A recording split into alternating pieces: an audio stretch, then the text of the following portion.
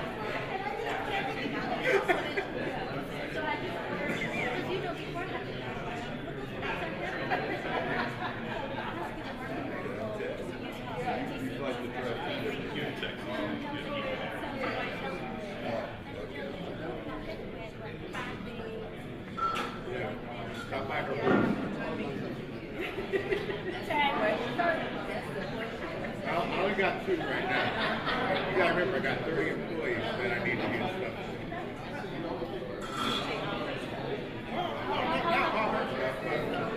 Listen, I didn't put it all out. I keep my ticket on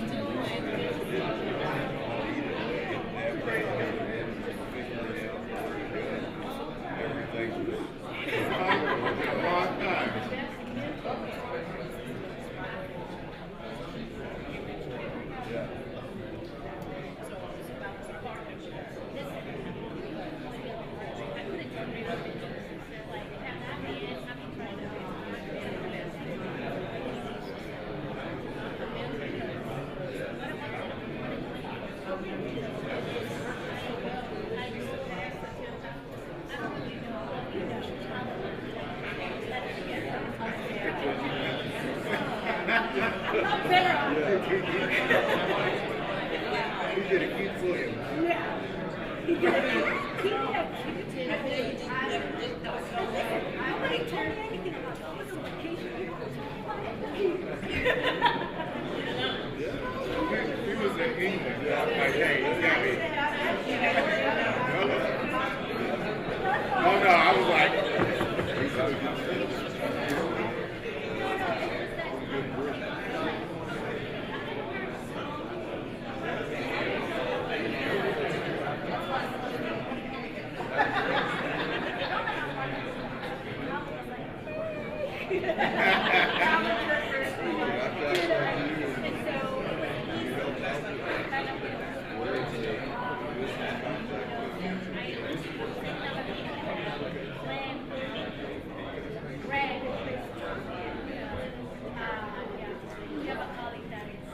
we just learned like he's still there.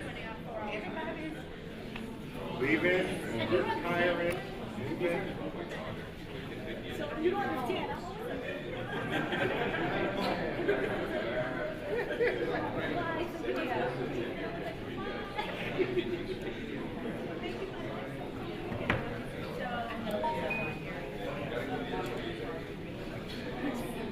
It's a great group to get him on board. Oh my goodness. Do you know how many meetings we have? Formation. I'm Deidre. So this is just, so this is,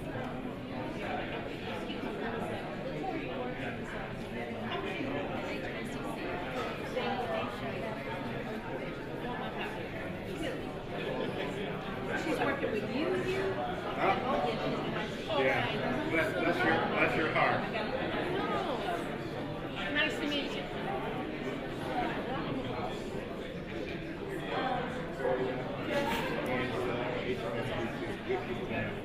Okay. I'm reading it now. Yeah.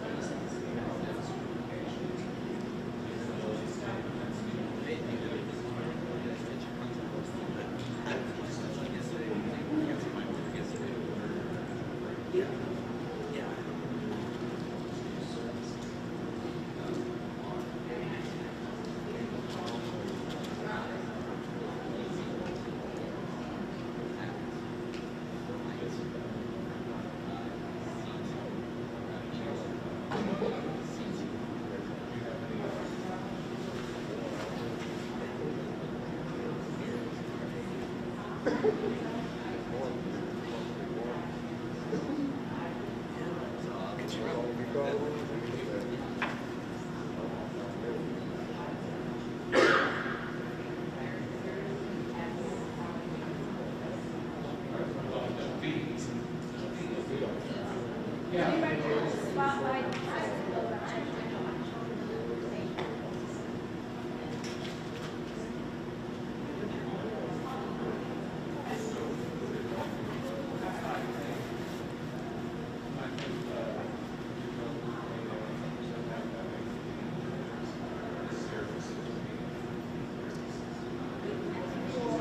the Russian Chamber of Commerce. I just the name, I was like, of course, okay.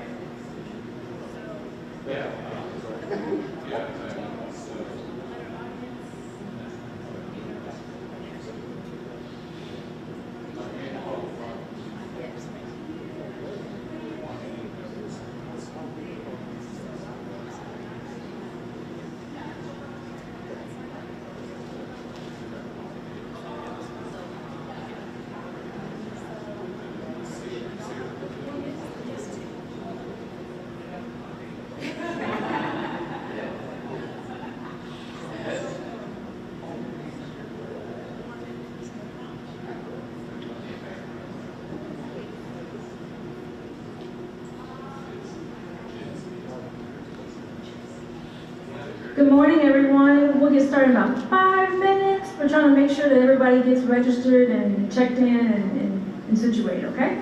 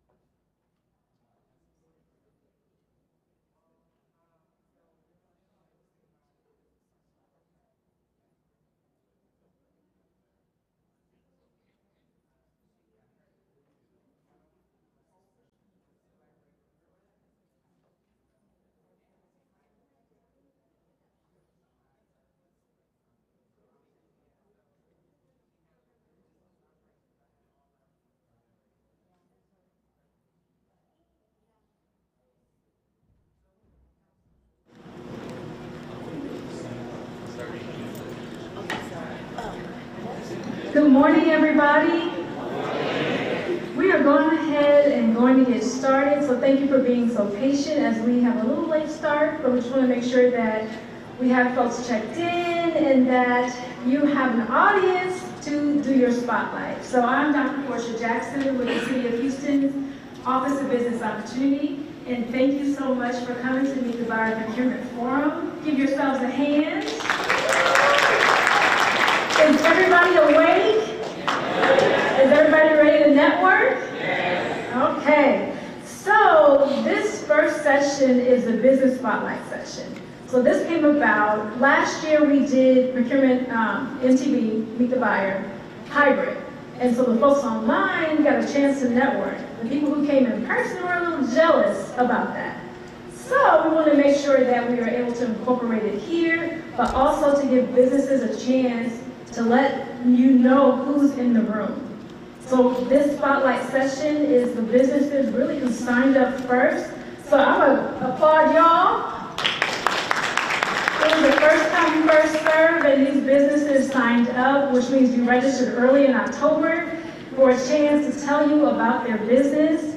And so they are at free reign to really do whatever they want. They have about 2 to 3 minutes. And so I'm gonna call them up at random. So they'll get ready and they're going to tell you about their business, and if they happen to leave anything out, I'm going to ask them a question to make sure you know about them. So be thinking when you hear about their business, how can you work with them? If you have any resources or know any connections that can help them, be sure to let them know that. So we really want you to walk away with not just connecting with the buyers, but connecting with each other. Because you're going to need each other when you're in entrepreneurship. You need that network. And this is a great way to do that.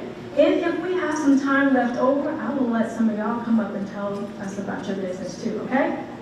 All right, so the first person is Dr. Benita Ledet.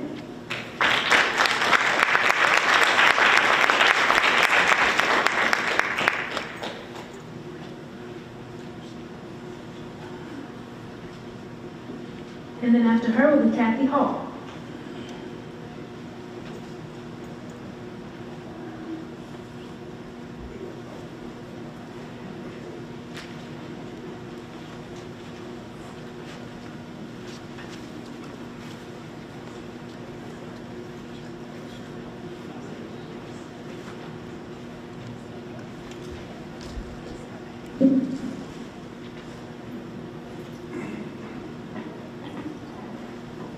Okay, can you hear me?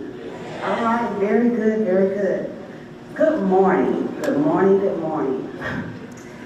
I just first want to say thank you for this opportunity to present in front of everybody. I believe that this is an opportunity that doesn't come often, so I just want to let you guys know that thank you. That's the first thing I want to say is thank you. Okay, so I'm going to go ahead and get started without further ado because I know we're all on a time schedule.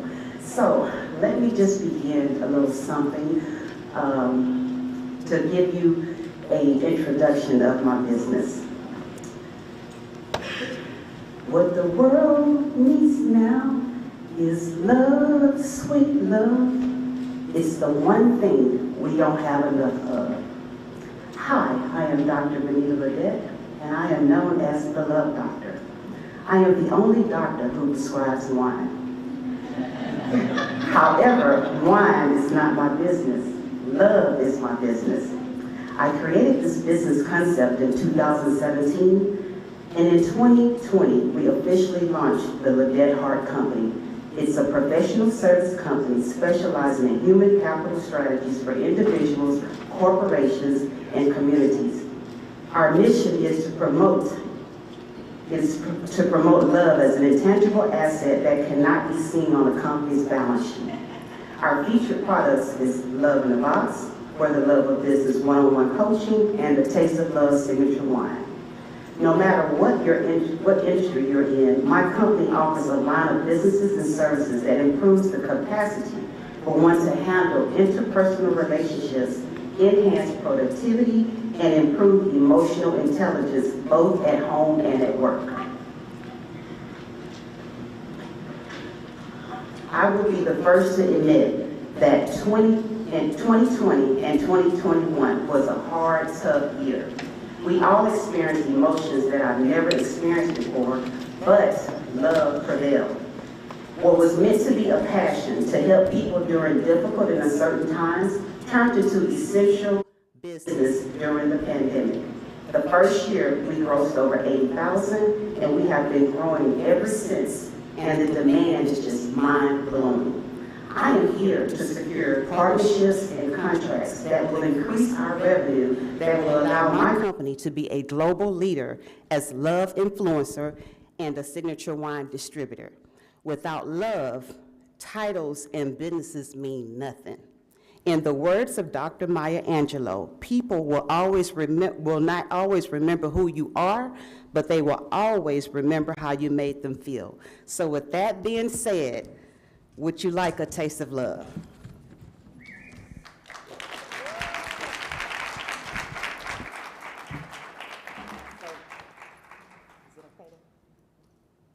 You got 20 seconds. Okay, so this is the signature red wine. It is sensual seduction red wine. Use that mic so they can hear you. Oh, okay. Okay, this is the red wine. This is a taste of love, sensual seduction. And this is my Moscato. It is Sweet Sensation Moscato. And then we also offer the wine glasses, a taste of love. And then this is my other product, Love in a Box. And if anyone wants to know more details on Love in a Box, I can explain that to you, what's all in there. Thank you very much. Come on up, Kathy. You want the handheld mic? Okay, then after Kathy, it's going to be Nicole.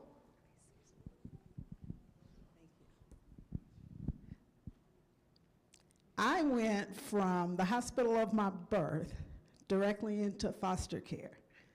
I tell you that because what I've learned since then is my passion is making connections. Good morning. My name is Kathy Hall. I'm the founder and president of A Time for Marketing. A Time for Marketing is the advancement of a 20-plus career that I had in providing marketing solutions to both corporate and businesses.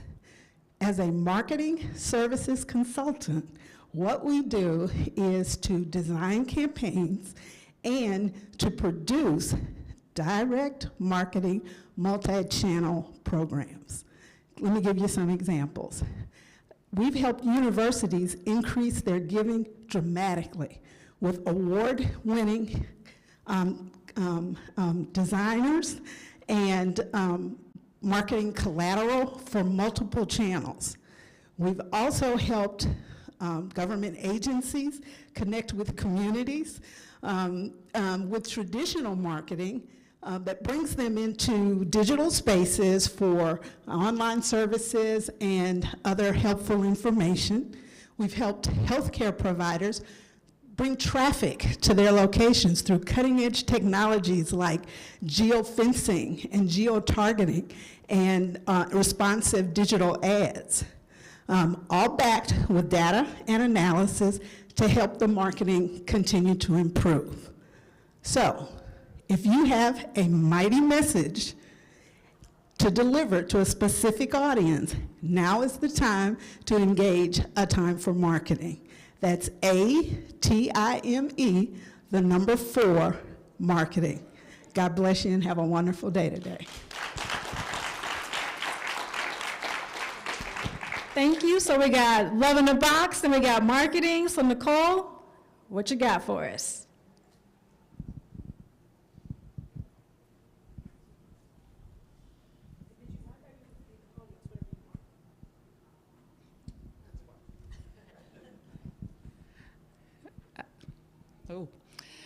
Good morning. So my name's Nicole, and I'm with a company called Universe Technical Translation. And what we do is we break down language barriers.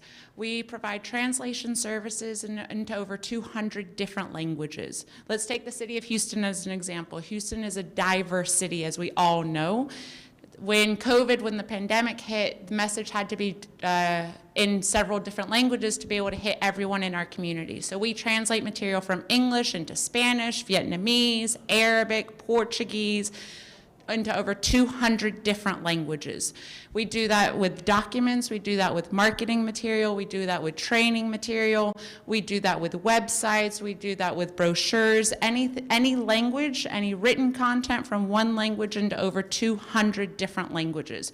We do that for written translation, we do that for spoken translation as well. So let's say if I only spoke Arabic and everyone in this audience only spoke Russian, we would provide all the headsets and the interpreters so everyone understands what I'm saying.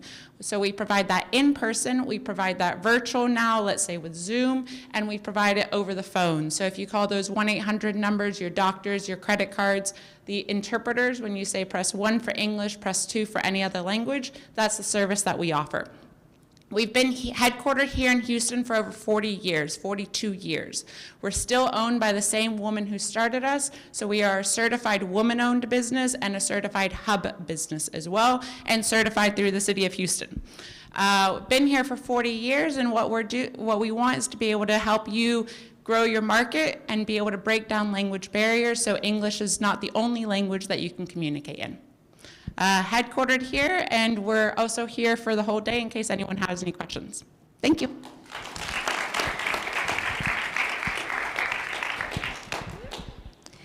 And so we have Jared, you ready? All right.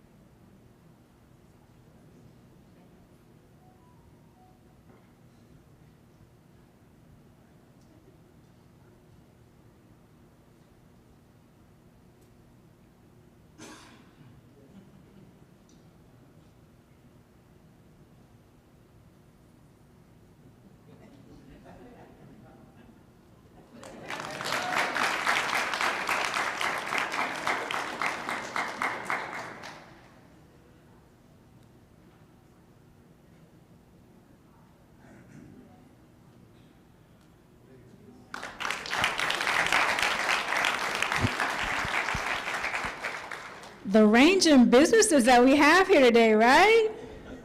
So Celine, are you ready? You going to the podium? Okay. Hello, good morning. Merry Christmas to everyone and your family as well. It's my first time here. I'm Celine, and my partner is Jason. We are Cross States Landscape Company. We are certified with City of Houston as a DBE, MBE, WBE, as well as SBE with Metro and City of Houston. And we do like tree service, lawn service, plant trees, plant plants, flowers, sods. Sorry, I'm a little bit nervous. I need some coffee. And also we do power wash. We've been working with Harris County and Houston HOA, commercial, and as well as U.S. Coast Guard maintenance. So that's it. Thank you so much. You have a great evening. Before you leave, so what are you hoping to do today? Are you hoping to connect with certain people, buyers? Tell us. Well, thank you for asking. That really helped. Well, we are still a small company, so we would love to work with Prime, regarding landscaping service with Prime companies, or small projects under $50,000 for now. All Any right. more questions? That's it. Anybody Okay. have any questions for her? Yes, go ahead. Cross States, like across the states, Cross States Landscape. Yes, ma'am. All right, well, thank you. Thank you so much. So we had approximately 25 businesses to register to do the spotlight, and those were the only ones that showed up. Did I perhaps miss anybody else that signed up for the spotlight? No, we have a couple more minutes. So is there anybody who would like to come up? Come up here. Come up here.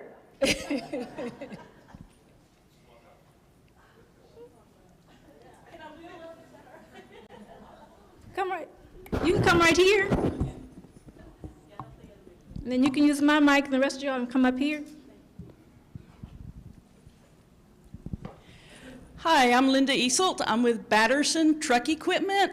We are an upfitting company for any of your commercial vehicle needs. I'll be networking with Cross States. So if you have pickups that need equipment, vans that need shelving, custom-built irrigation, landscape, trash trucks, utility beds, cranes, lift gates, anything for a commercial vehicle or fleet vehicle, we can help y'all with. Thank you. Thank you, thank you. Greetings, everyone. My name is Michelle Black of Kingdoms Group Enterprise, where we are the cardiologists of companies preventing business heart attacks and business failures. Well, you may say, how do you prevent a business heart attack in a business? Well, we do that by providing 3 primary services: event planning, travel services, and administration. You need administration to make sure that your back office is taken care of. You need travel services to take the stress out of getting from point A to point B. And you always need event planning to bring your event, your product, your services to reality. We are a woman business minority certified across the board. Every acronym you could think of, we're certified. Michelle Black of Kingdoms Group Enterprise, where we are the cardiologists of companies preventing business heart attacks and business failures. Thank you.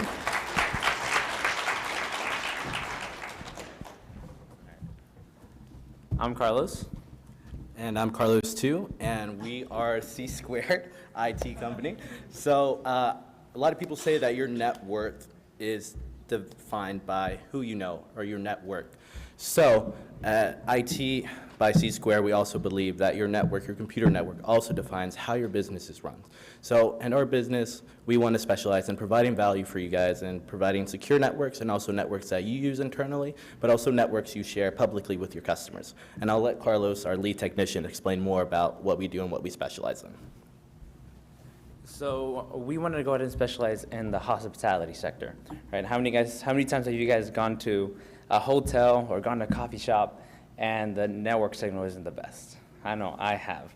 Especially when you have a meeting, something very important to go ahead and connect to, your video isn't smooth, you're having trouble accessing a certain website. So we want to go ahead and help those companies, those in that hospitality sector or coffee shops or anywhere really where you go and study, where you go and need a secure internet connection, by providing some of the latest technology.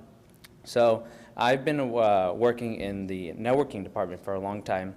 I started off at a fire department, and I currently teach at Lone Star College, helping those that want to go ahead and have some sort of interest in Cisco networking by implementing some of their latest technologies, from Cisco Meraki to some of the more simpler ones from Cisco Go, Meraki Go, which is more of a something smaller managed, but not limited to Cisco. We also have Juniper, managed networks.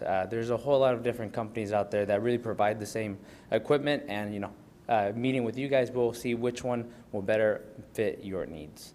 And together, again, we are C Squared. All right, thank you, C Squared. And our website is IT by C2. IT by C2. All right. Yeah, Come on. and you could, Come on. email is carlos@itbyc2.com. Let's go. Hello, good morning, everyone. How are y'all doing today? My name is Archie Galang, and so I started my business at the beginning of the pandemic. The name of my business is Archie's Garden Beds, and basically I'm a landscaping company that focuses on trying to get people to plant more natives, functional type of landscaping where they can manage their water properly. And right now I'm doing residential, but hopefully because of this summit, I hope to get to do it too commercially. So if you guys are interested in native plants, organic vegetable gardening, or soil restoration, I'm the guy to talk to. Thank you. Thank you. Like the star. Good morning, everyone. My name is Hunaid Muniwala, and I'm with Unity Science. We fabricate and install electrical and science and structures. And we are HUB certified, MBE, and WBE certified with City of Houston. All right. Thank you. Good morning. My name is Andre Perry. I'm with RSI, which is Recruiting Source International, and we are a full-service workforce solutions firm. Currently, we are prime contractors for Harris County as well as the City of Houston, and we are subprime for DIR. We focus on workplace solutions. I call myself a problem solver. I help organizations with their talent acquisition and talent management challenges. So today, hopefully, I had the opportunity to visit with each of you that may have some unique challenges in your organization where you need talent management. So again, thank you for your time. Thank you. Thank you. The ladies with the cookies, y'all, the last ones. Go ahead. Thank you, ma'am. My name is Edmund Hollop. My friends call me Rocky. I'm the responsible master plumber for Metro Plumbing. We've joined the ISN network if you're in a chemical plant, Walmart, Target, and we're also part of the public purchase if you're government, and ready to take any kind of plumbing and expand our business. My name again, Edmund Hollop with Metro Plumbing. Was that a brand hat? Does it have your, so you need to show that. If you'd like swag, I sell it. There you go. There you go. For those that are just joining us, we are completing our business spotlight session. So these are businesses just like you are attending, and they're telling you about their business. So think about who you can network with, who you can perhaps collaborate with. So just kind of take notes and see who you want to talk to. Good morning. I'm a women's thinning, hair, and restoration expert, Andrea Robinson. I'm owner of Secrets Hair Technology, and what I do is work with women who are losing their hair due to cancer, alopecia, or just COVID, or any kind of illness, or just natural causes of hair loss. And a lot of women don't know that insurance would cover for a cranial prosthesis for when you're having hair loss. So, and I'm a vendor. I was a vendor with a Dallas VA, so I just moved here, so I'm trying to get everything transferred over to the VA hospital here in Houston, and my salon is in Humble, Texas. Thank you. Good morning, everyone. First of all, I want to thank City Houston and MTV team for having us here. My name is Joe Castro, and my daughter Christina and I, we are representing CCS. We are a general contractor. When y'all come up here, adjust it for you to talk. You shouldn't have to bend over. This is your time, so we don't want to imagine you forever like this, right? Thank you. We are CCS. We do home remodeling and also commercial construction services. And we're here to networking with everyone here. Happy holidays to everyone. Thank you. Just roll up here, y'all. How y'all doing? Hey, my name is Darnell Rogers II. I'm an enrolled agent with the Lighthouse Financial Group. I used to work with the IRS for over 13 years. Now I started an accounting firm to help small businesses, just like everybody in here. And we specialize in helping them, starting off in their bookkeeping and accounting. Check us out at thelightgroup.org. That's thelightgroup.org if you need help with accounting or with the IRS or debt resolution. Spelled, wait, go back. You said the light group? Yes. So light can be spelled a couple different ways, so you want to make sure that we know exactly how. L-I-G-H-T. Okay. Thelightgroup.org. Okay. All right. Hello, everyone. My name is Dr. Andrea Matthews, and I'm with Diverse City Houston, and that's DIVERSECITI Houston. And I'm the piece that all of you are missing. I help scale up all businesses, and we help those host events, and we create a social entrepreneur community that believe that we succeed together. And we provide you with the support to get you funding, to get you certifications, and we actually take care of your whole entire enterprise, and that we actually make sure that your business can make a social impact in the world. So join us. We have an event every third Thursday. You can find us on Eventbrite. We post 2 weeks out. It's open to the public, and you can come to us at River Oaks, and we come together, and we, as we say, we make sure that you succeed and in your business. Thank you. Thank you. Hi, good morning, guys. My name is Kenia Bonilla, and I own a company which is called Bonilla's Contractors. We're dedicated to the tile, wood, and carpet installation, also kitchen and bedroom renovation. We currently work with Mill Creek Custom Homes. They're Texas-style ranch houses located in Brenham, but we also are open to work with builders, homeowners, and hope to get more opportunities with this conference we have right now. You can visit our website, which is www.bonillascontractor.com for more information and to get connected. Thank you so much. Thank you. Everybody standing, I invite y'all to go ahead and have a seat. Go ahead.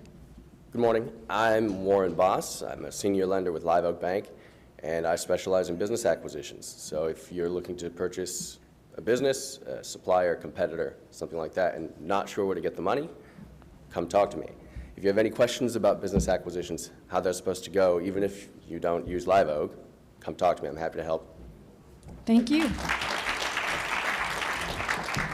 Good morning. My name is Kelly Vasquez-Mastrovich. I own People Optimization. We provide a wide array of transformative business solutions, customizing to establish the organization that you dreamt of. We focus on areas of finance, also your personalized leadership development, your performing management, and we just have a wide array of group over 70 years of business transformative solutions. So my name again is Kelly, and I look forward to talking to each and every one of you. Thank you. Thank you. Morning. My name is Blas Espinosa. I'm the owner of Next Door Nursery. We're native plant growers. We grow stuff out for landscapers, parks, schools, mainly business to businesses, but we sell just about to everybody, and our focus is growing out native plants that showcase the beauty of Texas. So Next Door Nursery is our business, and looking forward to connecting with you all. Thank you.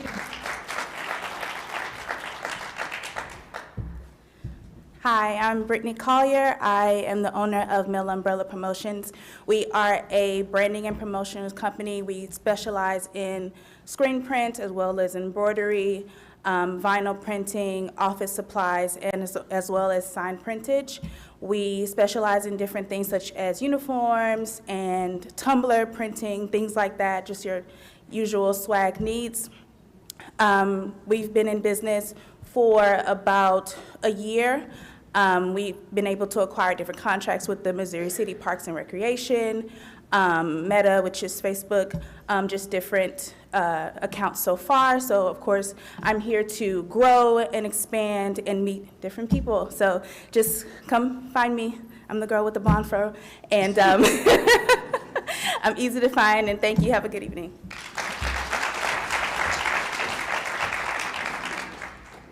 Good morning. First of all, I want to tell you about the services that we provide. Bountiful Harvest is a 501c3 organization that was established in 2005. And one of our services that we can provide is based on government contracting. If you need any help with marketing your services, especially when it comes to the OTC products, we can help you with that. The other thing that we're doing is trying to raise funds for the organization.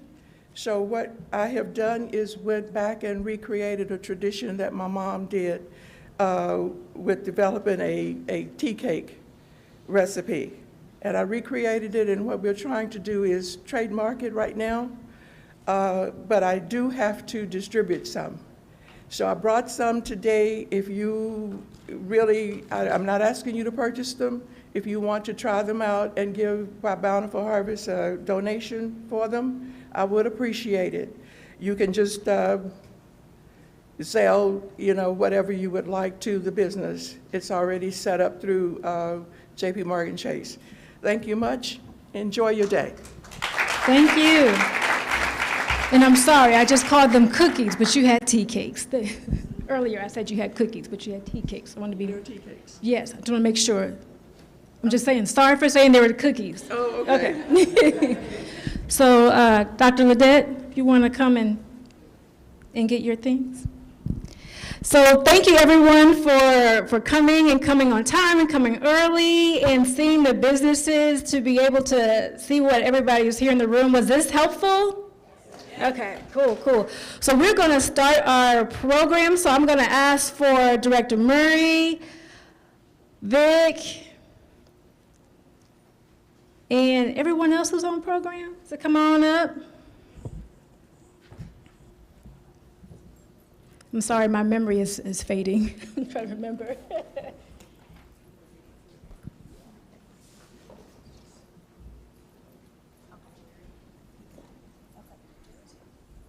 Oh, great. Come on, Jerry. So, good morning again, everybody. We're going to start our program. Unfortunately, Mayor Sylvester Turner could not make it, but he did send a video. So we're going to show that video right now. We're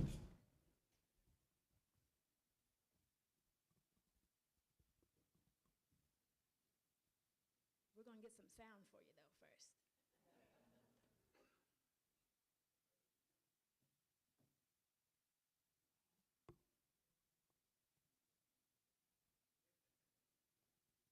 And while it's coming up, those of you who are standing, you're welcome to have a seat. We have some available for you. You might meet a new friend. You never know.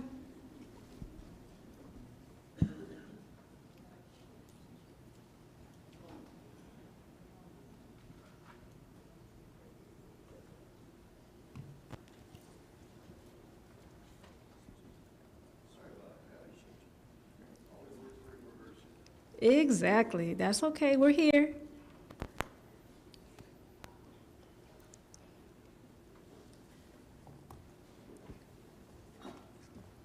So after the video plays, then you'll hear from the director of the Office of Business Opportunity, and she will provide remarks. So those of you who are just joining us and wasn't here when we did the opening, I'm Dr. Portia Jackson from the City of Houston's Office of Business Opportunity. I manage the business development programs, and I'm your host and coordinator for Meet the Buyer. And so we started off with the business spotlight, which is the first time we've ever done that. Good morning.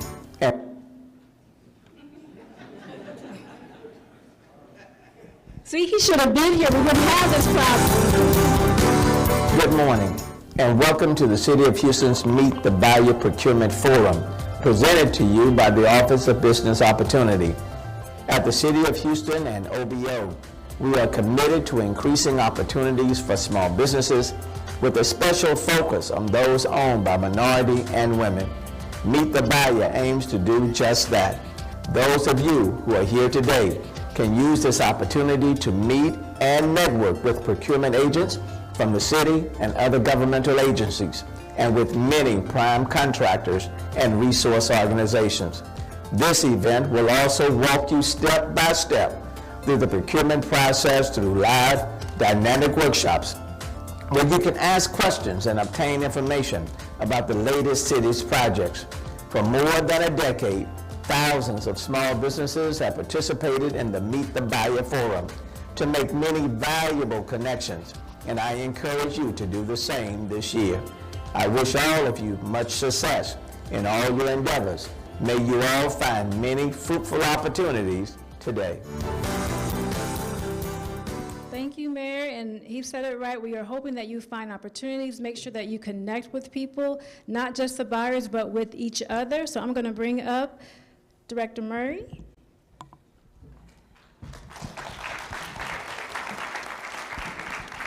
Thank you, Dr. Jackson. Good morning, everyone. It's so great to see you all today. I'm so excited about the connections that you all are going to make today. So I just want to share just a little bit of information with you today. So I just want to start by re-emphasizing the mayor's message that we're absolutely committed to the success of our local small businesses. And of course, our office has a special focus on historically underutilized businesses. And so that is why we're here today, hosting our annual Meet the Buyer Procurement Forum. We are back even better this year, trying to offer you new things, new experiences. The city has certainly remained open for business, even during the height of the pandemic. There continues to be an increasing pipeline of work for contractors, including our expanding pool of certified companies. And I just want to share some exciting information with you in a couple of minutes about that pool of certified companies. So as director of the Office of Business Opportunity, I'm especially proud of how Meet the Buyer has grown each year. This signature event exists to ensure that our contracting community has equitable access to connections and resources that can help you grow and build capacity. Here today are almost 50 representatives from the public and private sectors, as well as community organizations who are eager to speak with each and every attendee about contracting opportunities and business support services. Meet the Buyer is a prime example of how these entities work together to meet a common goal of fostering economic inclusivity. I encourage you to leverage the connections you will make here today, because the opportunities in the city of Houston for certified businesses remain vast. In fiscal year 21, so 2 fiscal years ago, our MWSBE participation on city projects was at an all-time high of 31.9% in construction, professional services, and goods and services combined. Last fiscal year, we beat records again. In just 1 year, we increased participation records to 36.2%, which is now the new highest number in the city's recorded history of awards to certified firms, which is huge. So how much is 36.2% worth? That number represents $587 million awarded to certified firms last year. And let's give a round of applause for that. So to further break this down a bit, so our MWB participation exceeded in all our aspirational goals. So for construction, we increased our goal, which is normally 34%, by 5.8%. Our goal for professional services is aspirational goal is normally 24%. We increased that by 23.3%, which is really incredible. And for our goods and services contracts, our goal is typically 11%, and we increased participation by 8.4%. in that category. And those firms were awarded more than $69 million just in the goods and services category.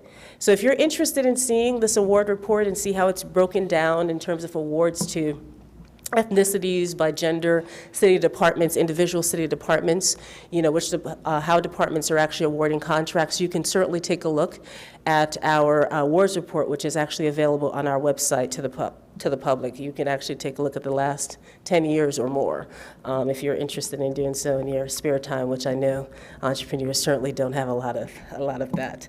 So if your business is not certified, if you're here today and you're eligible for certification, if your business is not certified with us, I encourage you to consider the benefits of certification. We have now hit over 5,000 certified firms in our directory.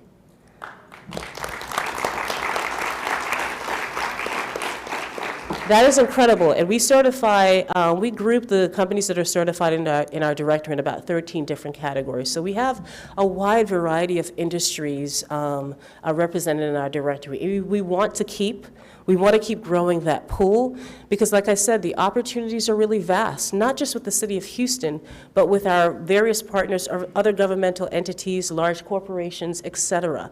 And certainly the directory is one of the ways in which you can bring some visibility to your businesses. So please, if you're not certified, please get certified. So just to prepare for certifications, you can access our pre-certification workshop on demand in English and Spanish and through our YouTube channel. You don't have to come in person to a workshop. For years we had an in-person workshop on Thursdays, every Thursday in our office. We do still offer in-person, but you can, from the comfort of your home 24/7, you can actually leverage our pre-certification workshop to understand the step-by-step process for certification. We understand that it's a very detailed and nuanced process, and that's why we've spent the time in actually developing these workshops so we can demystify the process for you. So our virtual pre-certification workshop continues every Thursday, every third Tuesday. We also have brought back in person every first and third Tuesday of the month. You can actually find out information about the schedule on our website by visiting our website as well as at houstontx.gov/OBO. So, and if you are certified and you have developed new expertise in areas for which you don't have certification as yet, you can submit to us a request to expand your certification to include those new expertise that you have. So please remember that expansion is also an option in the certification process, because unfortunately, when you have goals on projects, you can't get counted towards meeting those goals unless you're certified in the type of work that's actually required on the project. There's no general certification. Certification is about specific industries and specific expertise. So I certainly encourage you to expand. And I really want to emphasize, we've reached over 5,000 companies in our directory because there's a significant interest in certification. We have my team hears this from me all the time, we have a robust pipeline, of applicants.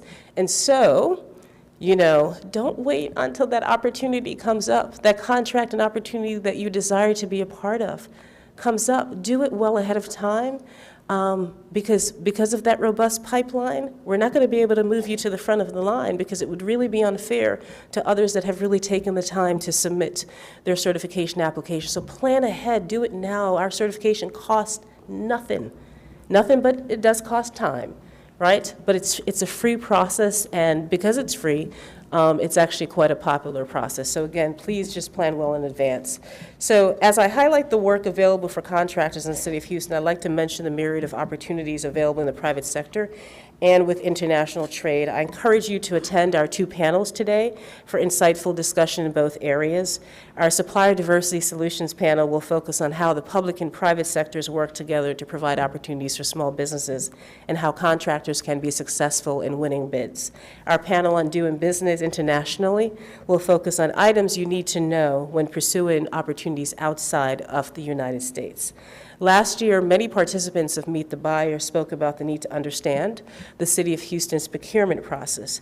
We took action by working with our Strategic Procurement Division to launch the city's Procurement 101 tool. How many of you are actually familiar with Procurement 101? Okay, I see a couple of hands, so I need to definitely see more. So this is a digital online tool that we have created that's actually available through our website, which walks you step by step through the city's procurement process through a series of quick and simple videos. We really wanted to make sure that you understood every step of the way what the city was looking for, the different terminology that's used in solicitation, so that that's not a barrier to you actually being successful in the process. So I really encourage you all who need this kind of assistance to really leverage this digital tool that we have online. And again, that's actually on our website at houstontx.gov/OBO. So also recognizing that small businesses continue to experience challenges with financing and access to capital, OBO has developed a financial educational and assessment digital tool to assist businesses with navigating the variety of traditional and non-traditional financing options available. So I'd like you to be on the look, keep an eye out for this new tool that we'll be rolling out within the next few weeks. As you can see, we're really just trying, we're perpetually trying to meet your needs. And as I shared with some business owners earlier this morning, we actually really do want to hear from you. What it is, we do hear from different business owners, and we shape our policies and our programs around that feedback, and we'd like to hear from more. What are we doing well? What are we not doing well? We're about to embark upon some focus groups to actually just kind of step back and take a look at our existing offerings and to assess whether or not they're effective and whether or not we actually need to go in a different direction. So on our website, you'll find an application to our Houston Small Business Legal Consultation Program for general business issues. This is a collaboration with Vincent and Elkins and about 20 other law firms. And they provide access to free legal consultations. We've had this program in effect since 2020. This is free legal services from top-tier law firms, nationally and internationally recognized law firms. If you need that initial consultation, please leverage this. It's there for you. It's created to address your legal issues. Again, it's free. So our website, like I've said, contains information about all of our programs, all of our different initiatives, et cetera. So it's really we spend a lot of time making sure it's up to date and has information that we think will be useful to you. We also, certainly, you've met Dr. Portia Jackson. Dr. Jackson provides one-on-one business counseling, so please leverage those services as well. And on that note, I'd certainly like to to thank Dr. Jackson for her leadership and hard work in putting this together, putting this event together, and so many others, but especially this event. And a special thank you really goes out to the Office of Business Opportunity team members. Our volunteers have been here since early this morning. I think there was a drive-by pickup at my office at about 5:45 a.m. for dedication to make this happen for you all.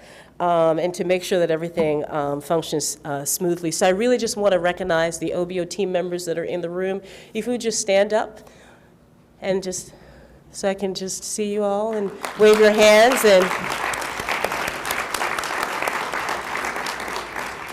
And fantastic, thank you all. And last but definitely not least, I'd like to acknowledge our guest speakers, our panelists, and program sponsors, including Centerpoint Energy, Houston First Corporation, Harris County Department of Economic Equity and Opportunity. I think I see Jack over there.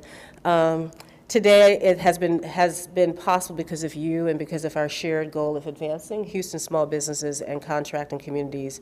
Before I hand the program back to Dr. Jackson, remember that Meet the Buyer is a place to make connections. Make the most of this morning by networking with businesses that have synergies with your own and by exploring opportunities for teaming and joint venturing if possible.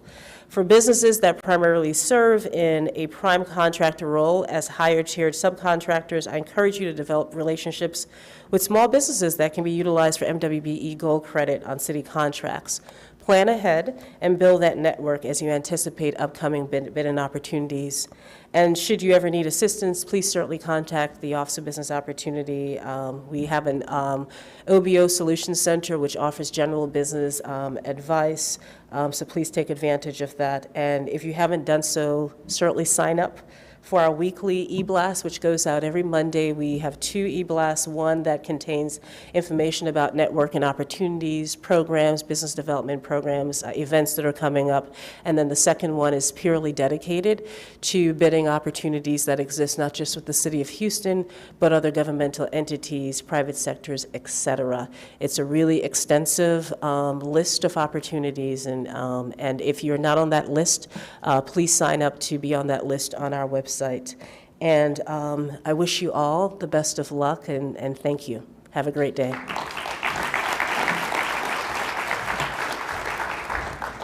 And just a quick survey, how many people are certified by the City of Houston? Some of the 5,000 are here. And as Director Murray said, we could not put this program on. This is our 14th year doing Meet the Buyer. And so we could not put it on without our sponsors. And so we want to make sure that we recognize all of our sponsors, but especially our title sponsorship through CenterPoint Energy. And so just to let you know, as Marcia said, we want your feedback. We hear your feedback. That's why we had the spotlight session earlier. In last year, CenterPoint sponsored the program as well, and they had snacks for y'all. We will have snacks for y'all again, and we'll have more this time because y'all let me have it. But so I just want to bring up Vic to have some words from CenterPoint.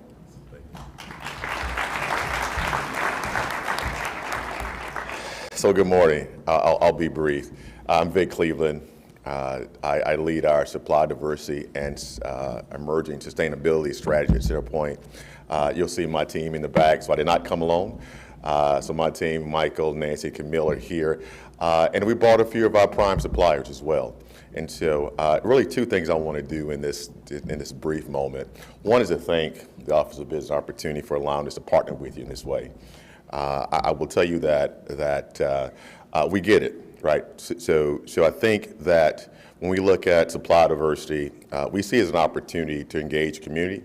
One of my most often quoted, so I stole it from the SBA, this quote around, for the last 25 years, 2/3 of all new jobs have been created through small businesses, right? And so we get the fact that when we engage with small, diverse businesses, that it gives us an opportunity to not just stimulate business growth, but stimulate our economy. It's an ecosystem. And so our efforts are sincere in that space. So I want to thank OBO for allowing us to partner with you in this endeavor. And secondly, I want to thank you, the business owner.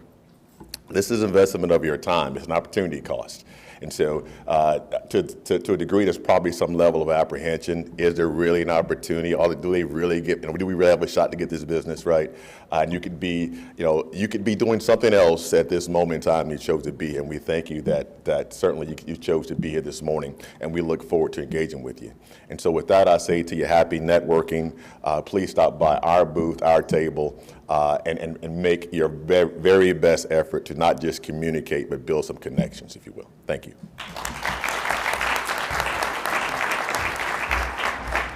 Thank you, Vic. And so with every Meet the Buyer, we always have a featured speaker. And this today, we have a very special one. And so what we really want to do is make sure that with this Meet the Buyer that you're able to see success stories. And so I want to bring up Jerry Sowells, and he's going to give you his journey in becoming a city prime contractor. And I'm not even going to say anymore. I'm going to let you do it all. Thank you.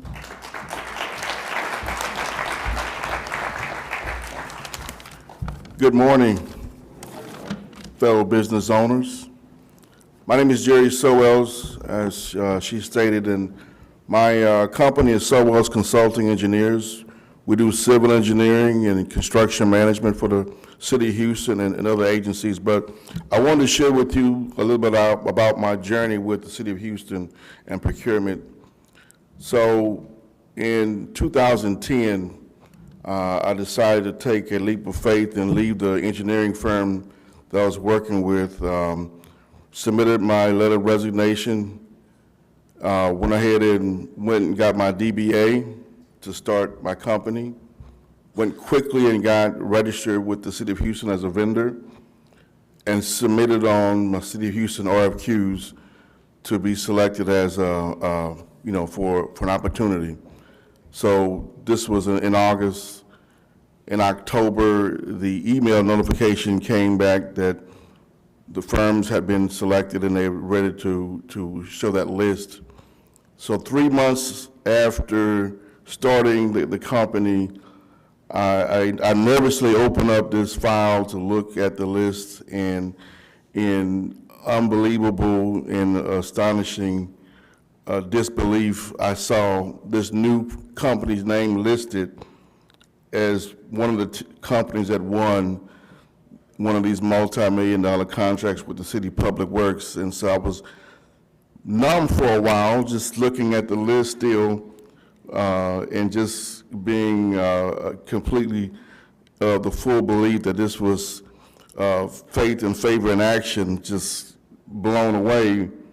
The more I looked at it, though, I thought about the prior 10 years working for the company, that it was a small business that I was working for at the time, and we had won City of Houston work also over the past 10 years. So we were successful in that space, and I had a chance to really work on these RFQs and submitted our qualifications, and we were winning as a small business at that time. So I felt pretty confident that this could be transformed into something I could do for myself. But the message there was, the more I analyzed it, the City of Houston and the way they did selections was based on the company and the teams that you can put together, qualified teams, and not big companies were being awarded the work. So some of these firms were big firms, of course. They were national firms, the big boys in town. But then there were also smaller firms, mid-sized firms, who happened to put together a qualified team. That makes a big difference when you can win, because you can then win work as a even startup. Because if you can put together a right team, you can then be a winner. So it evened the playing field the way I saw it. So the City of Houston and their procurement style, this for public works, was really one of selecting the best team, and that made all the difference. So we continue to do work for the city. 12 years later, we've managed over $1 billion worth of work for public works and in other inspection as well. So we've really had a chance to really get involved with the City of Houston. They're our best client, and so I always say thank you for those opportunities. But the next thing I did is got certified with the city, of course, immediately. Got certified, and then also participated in the mentor protege programs, the interagency mentor protege program. Both of those programs allowed me to network with larger firms and smaller firms, so to really broaden, who I knew were out there doing the work. And so if you're interested in putting together a qualified team, you need to know as many people as possible who are doing similar work. So that's the whole point of getting certified. Expand your horizon, get to know and network with as many certified businesses as possible, and know what they're doing in that space. Do your homework.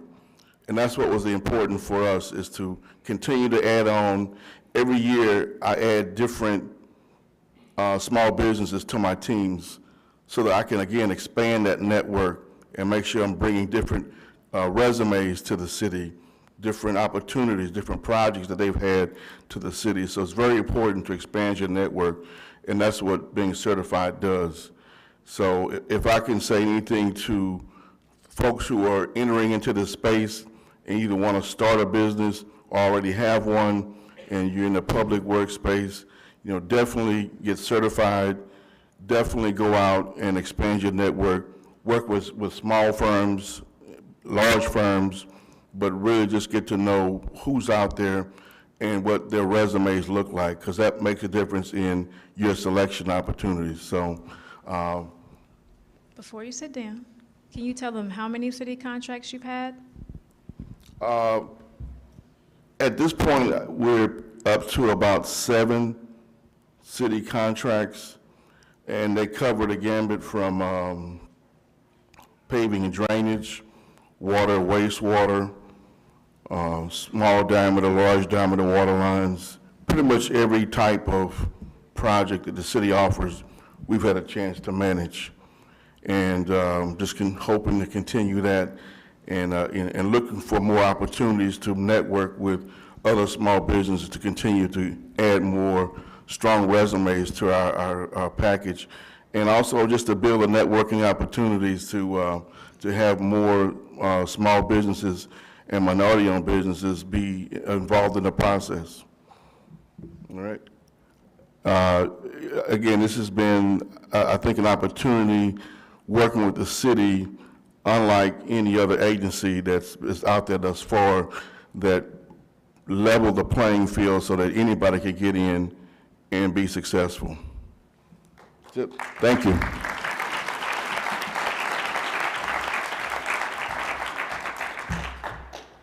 Thank you, Jerry, and I'm sure there's a bunch of people who would like to connect with you, and so what you want to do is, again, make sure that you utilize the connections in the room. Ask him how he did it. He can probably give you all the information and who he connected with, how he did it, the timeline. So make sure that you are taking advantage of the people that we have here, the people that we have around you, your neighbor, and also in the buyers. So I know you're excited about meeting the buyers. Let me just run through the program so you know what's going on today. So immediately after we leave here, the exhibit hall will open. So we have buyers in room 372 and 371. Those rooms are directly right behind this wall here.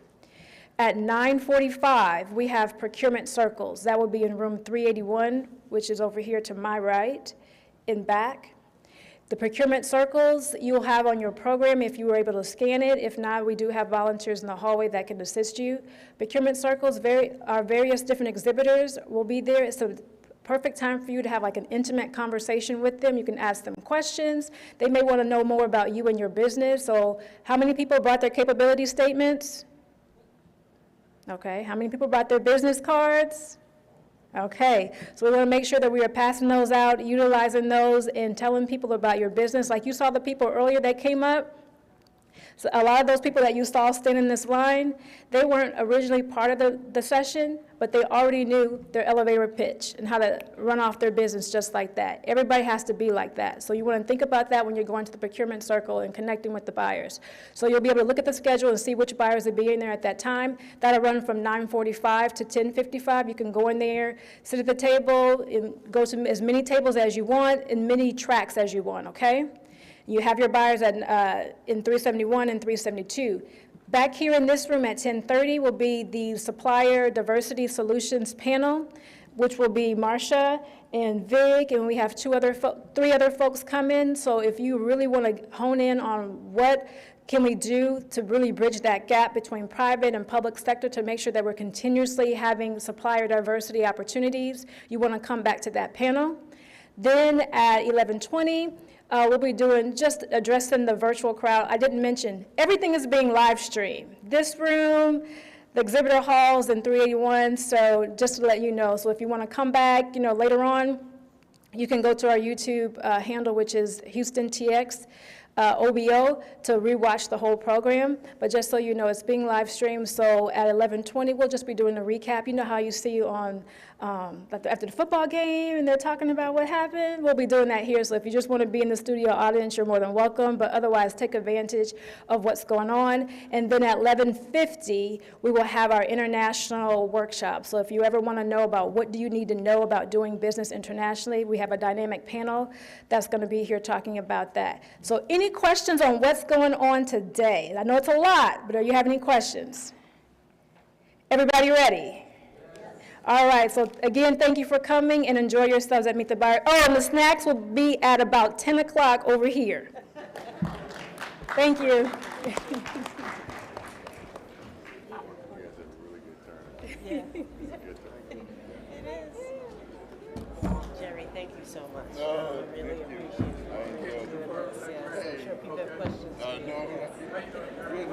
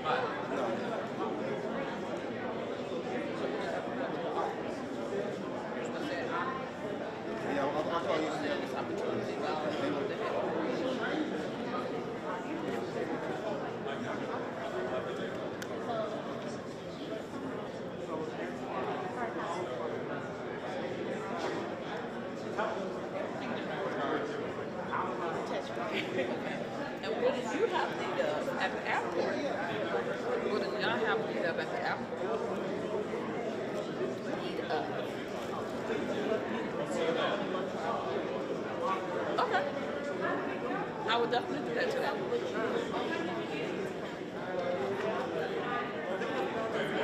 We're not limiting ourselves, trust me.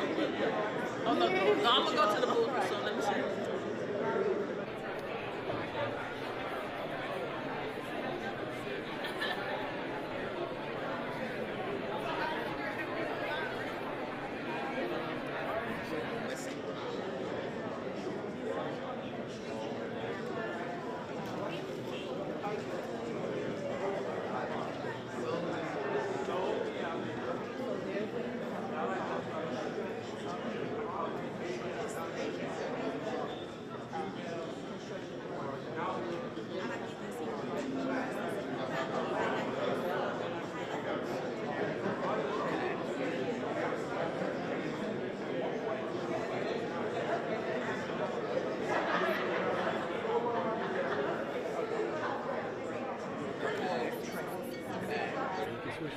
Okay, so first tell me your name and what your business is and what you do. My name is Archie Galang, and the name of my business is Archie's Garden Beds, and I basically do landscape design and installation that focuses on native plants and organic vegetable gardening. Okay, how did you hear about Meet the Buyer? I was recommended here by my friend who is the owner of Next Door Nursery. He's a landscape nursery, and he told me to come here and check it out and all the opportunities that come with it. Okay, so what do you think so far and what kind of connections have you made? I'm really inspired right now, actually, to be around so many like-minded people trying to move forward with the industry. I've made connections since I got up there and spoke. People have been asking me for my business card, and I've been asking people at the procurement, like, how can I get my hands involved in everything. Awesome. Thank you so much for coming. Thank you. Thank you. I'm a big okay.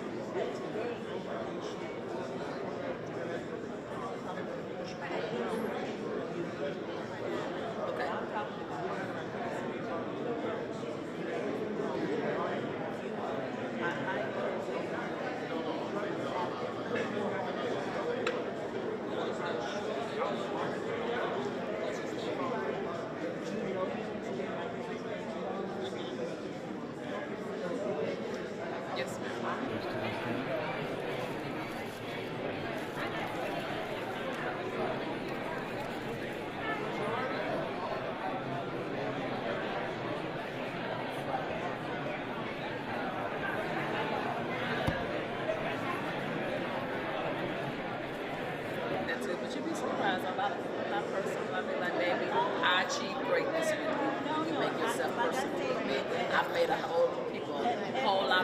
I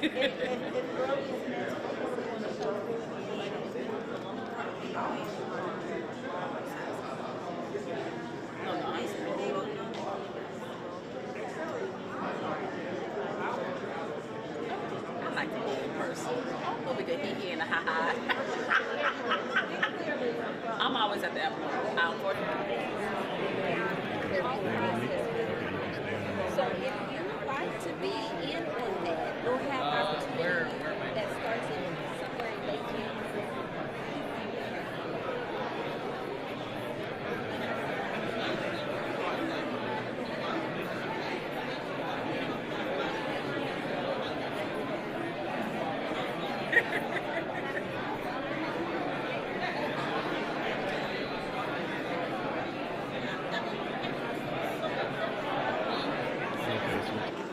Let's go and see.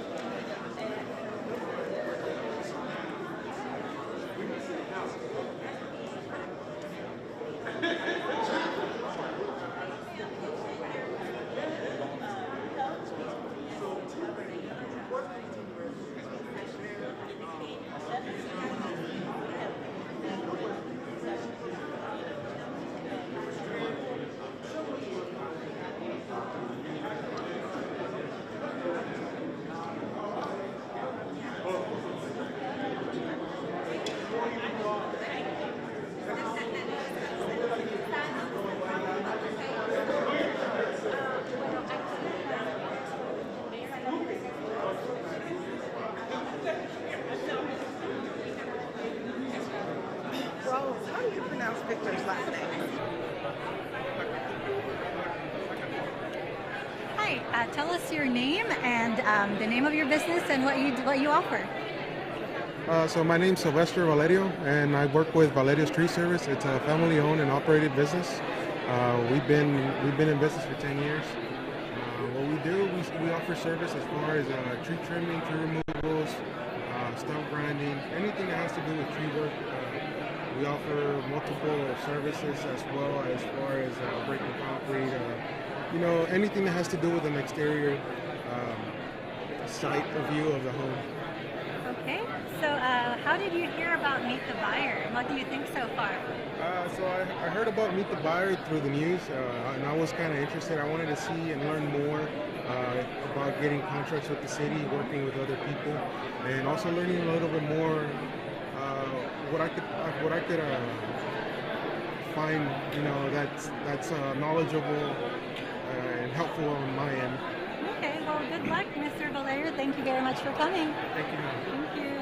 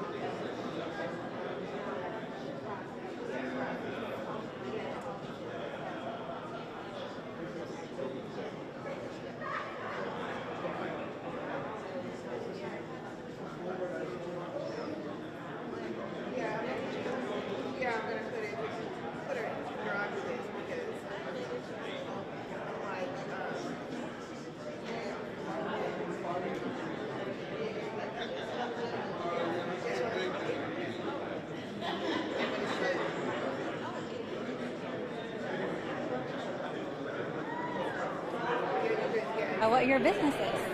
Well, hello, I'm Carmen Herrera, and my business is CMHC Wealth Advisors. It's a small boutique wealth advising firm. Very nice. I hear that you're a newly certified firm with the City of Houston. Brand new. Tell us That email about that. came in about, oh gosh, maybe 3 weeks ago. Wow. So I'm really wet behind the ears when it comes to the certification, but I'm extremely excited to be able to finally be certified. I've been in the business for more than 30 years, so it's time. Wow, so congratulations on certification. There are certainly opportunities here today. What do you hope to achieve by coming here today? I must admit, it's a bit overwhelming. I didn't know what to expect, but I was so happy to be able to get the invite to today's event, and I'm just excited. I see all the vendors that I would love to know, them to know about me and what I do. I've been in the financial service business for more than 30 years, as I said, but only working with individuals. And it's time to take it big.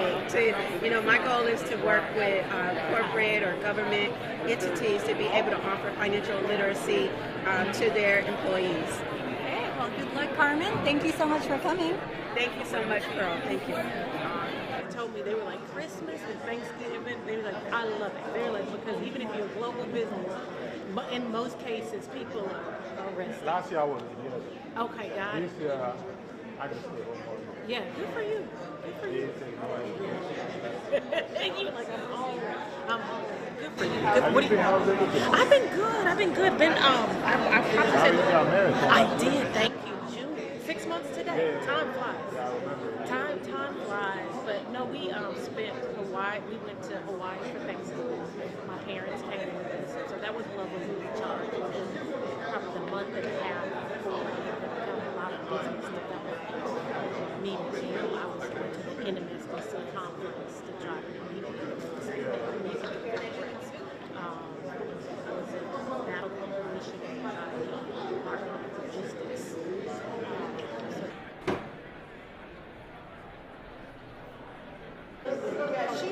I pray all the time. I said, God, give me more when you're ready for me. And sometimes the business is booming. The industry has been strong. I mean, I definitely see some great.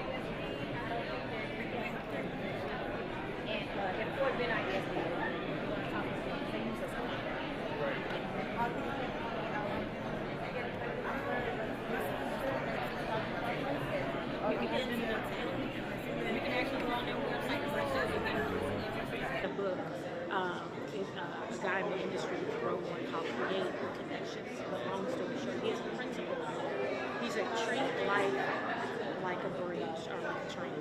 And he said he was watching trains go over this little bridge and he was wondering, how is this train going to get this bridge? Different type of work.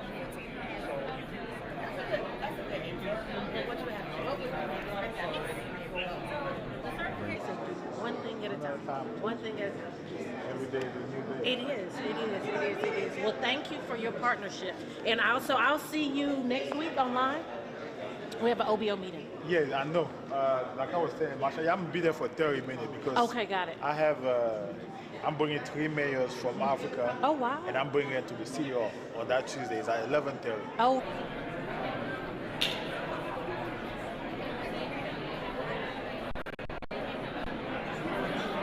I'm going to come in and I'm going to get up. Got it. Okay, we'll see you then. No problem.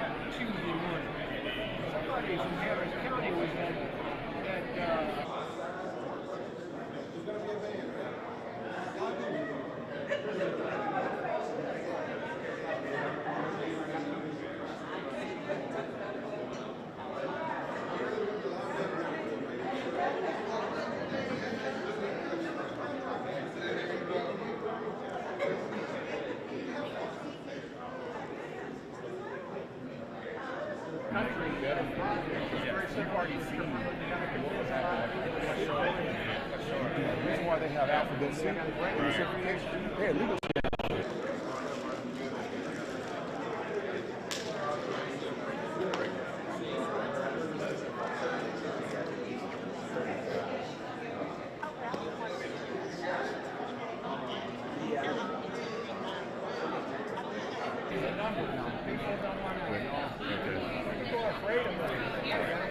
They are.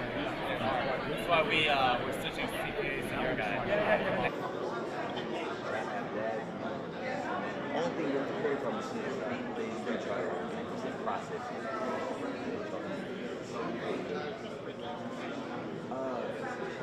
Just pass or check. Well, not no pass, but just check.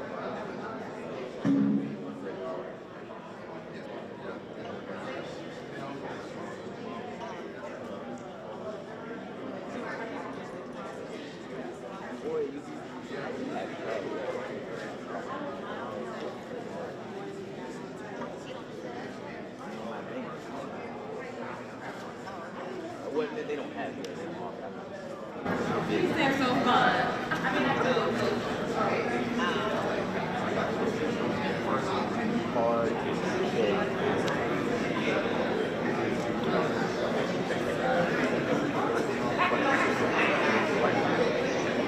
Hold on, 1 second.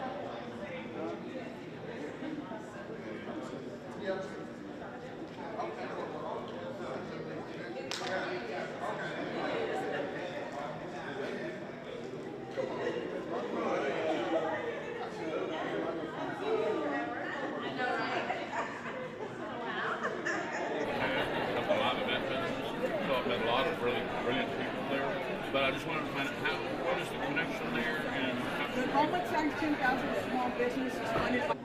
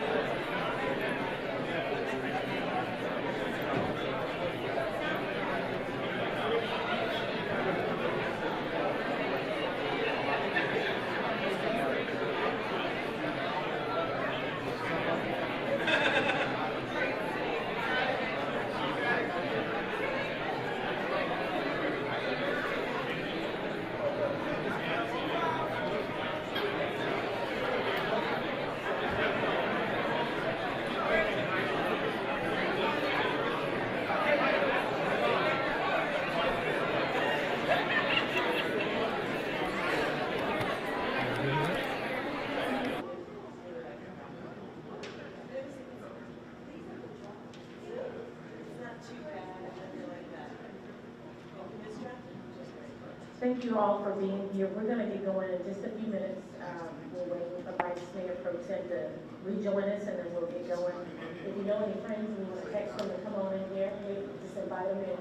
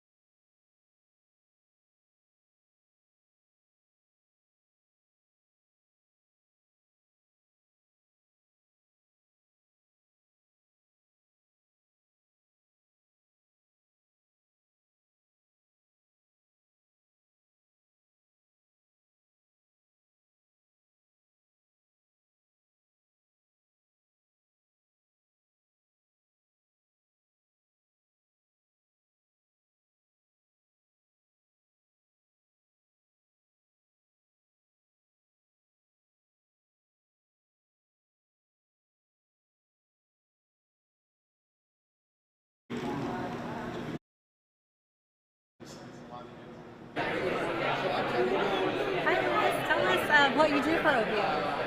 Yes, my name is Louis Banks, and I am a Senior Business Development Coordinator with the Office of Business Opportunity, and I work in the certifications department. Okay, so we help businesses get certified. We have 4 local certifications: MBE, WBE, DBE, and we also have PDBE. So, and that's Minority Business Enterprise, Women Business Enterprise. We have persons with disability enterprise as well. Yes. Great. So if a business wants to be certified, what is the first step? What do they need to do first? The first step is to obtain a vendor number from Strategic Purchasing. So you can go to purchasing.houstontx.gov, and there you can register for the vendor number, because that's what you need to do business with the city. And we're going to ask for that vendor number when you're getting certified when you do your application. Great. And I hear that there are pre-certification workshops that you offer. Tell us about that. Indeed. So we have pre-certification workshops on the first and third Tuesday of every month. The one on the first Tuesday is virtual only, okay, and then the third Tuesday we have it in person. So you can come in at 611 Walker, and you can ask any questions that you would like, and we can give you some guidance. It's going to walk you through the process to get certified. Great. Thank you so much for that information, Louis. My pleasure.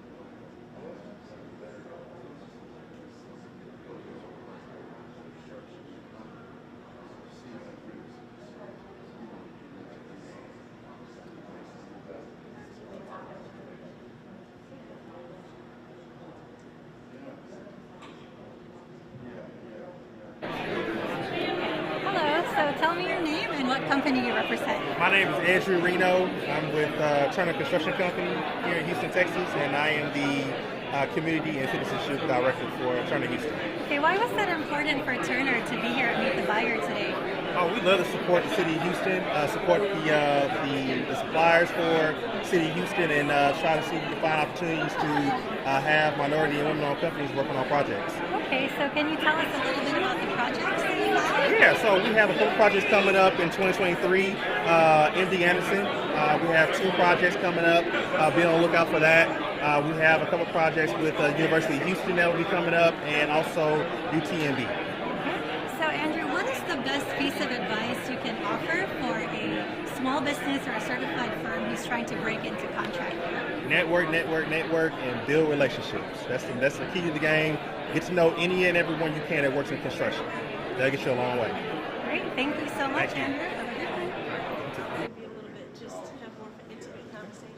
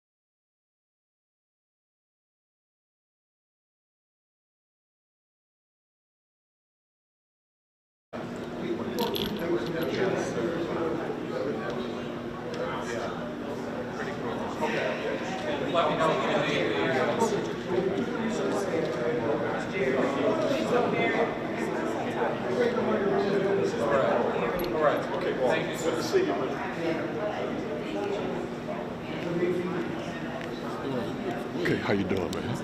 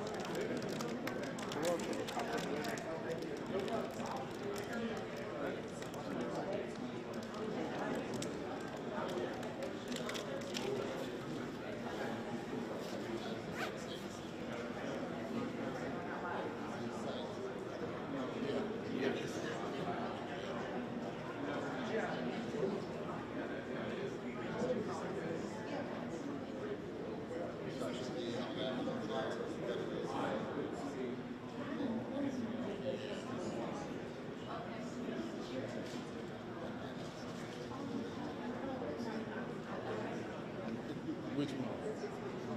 Oh,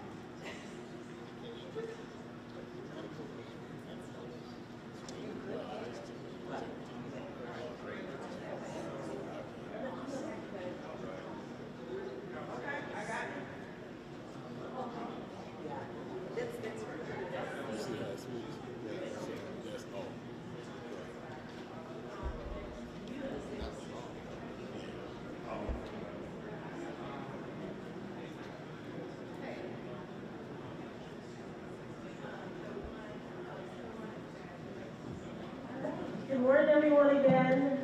Thank you so much for joining us on the Supplier Diversity Solutions panel today. And so to kick us off, our Vice Mayor Pro Tem Martha Kasich Tatum is here today to say a few words to you all. She is a staunch supporter of the City Supplier Diversity Program, a staunch advocate, and we're really happy to have her with us this morning. All right. Good morning.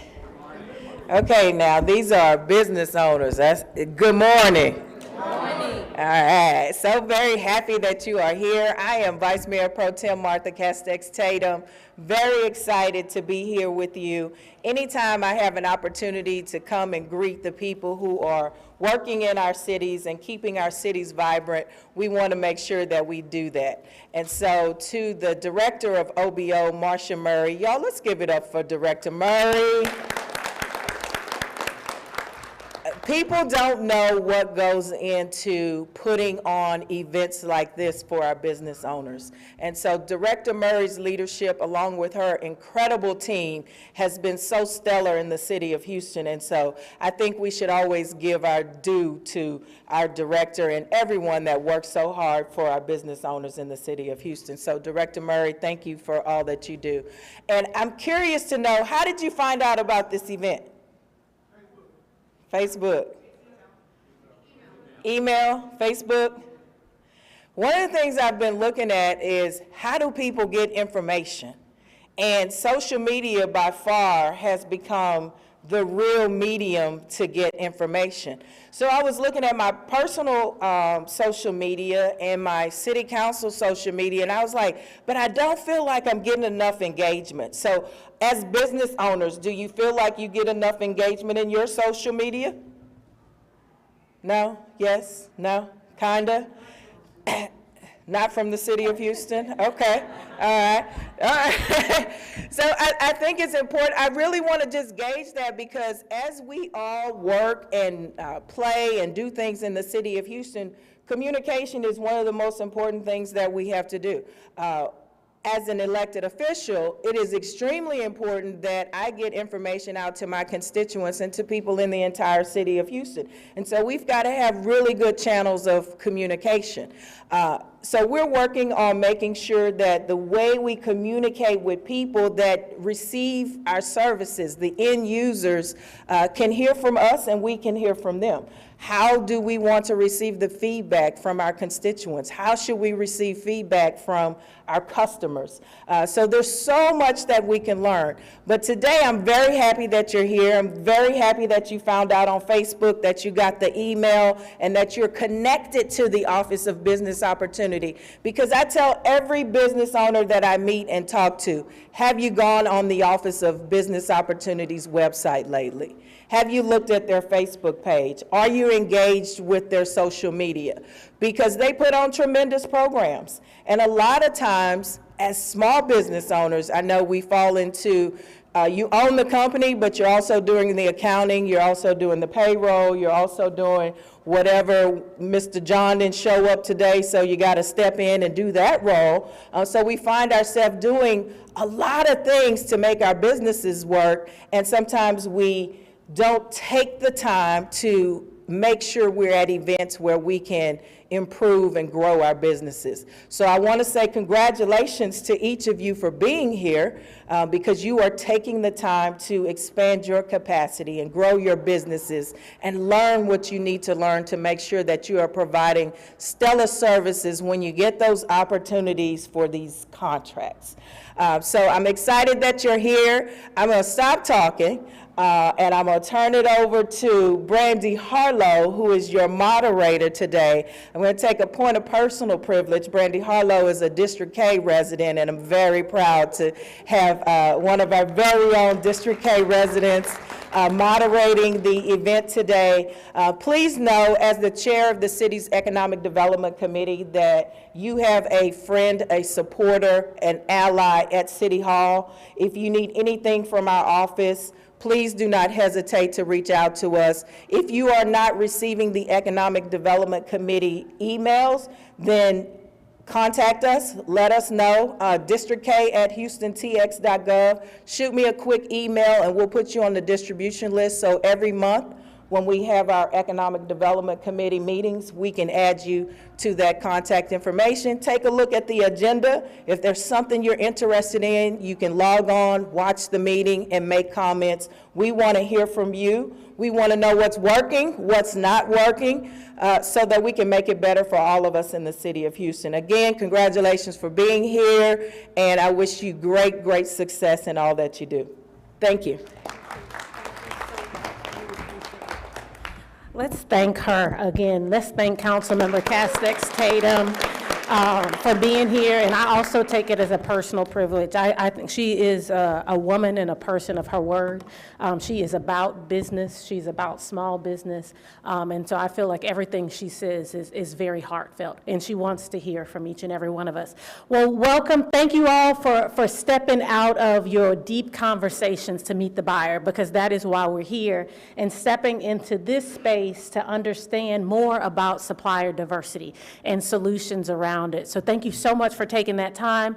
My name is Brandy Harlow. I am the CEO of South Post Oak Recycling Center. We are a metal recycling company here headquartered in Houston, and we focus on moving materials responsibly, whether that be aluminum, copper, brass, stainless steel, and we provide roll-off container services to construction companies, utility, as well as MRF. So I have the privilege of being here, and having had the opportunity to work with most of the panelists today, I'm excited about the conversation.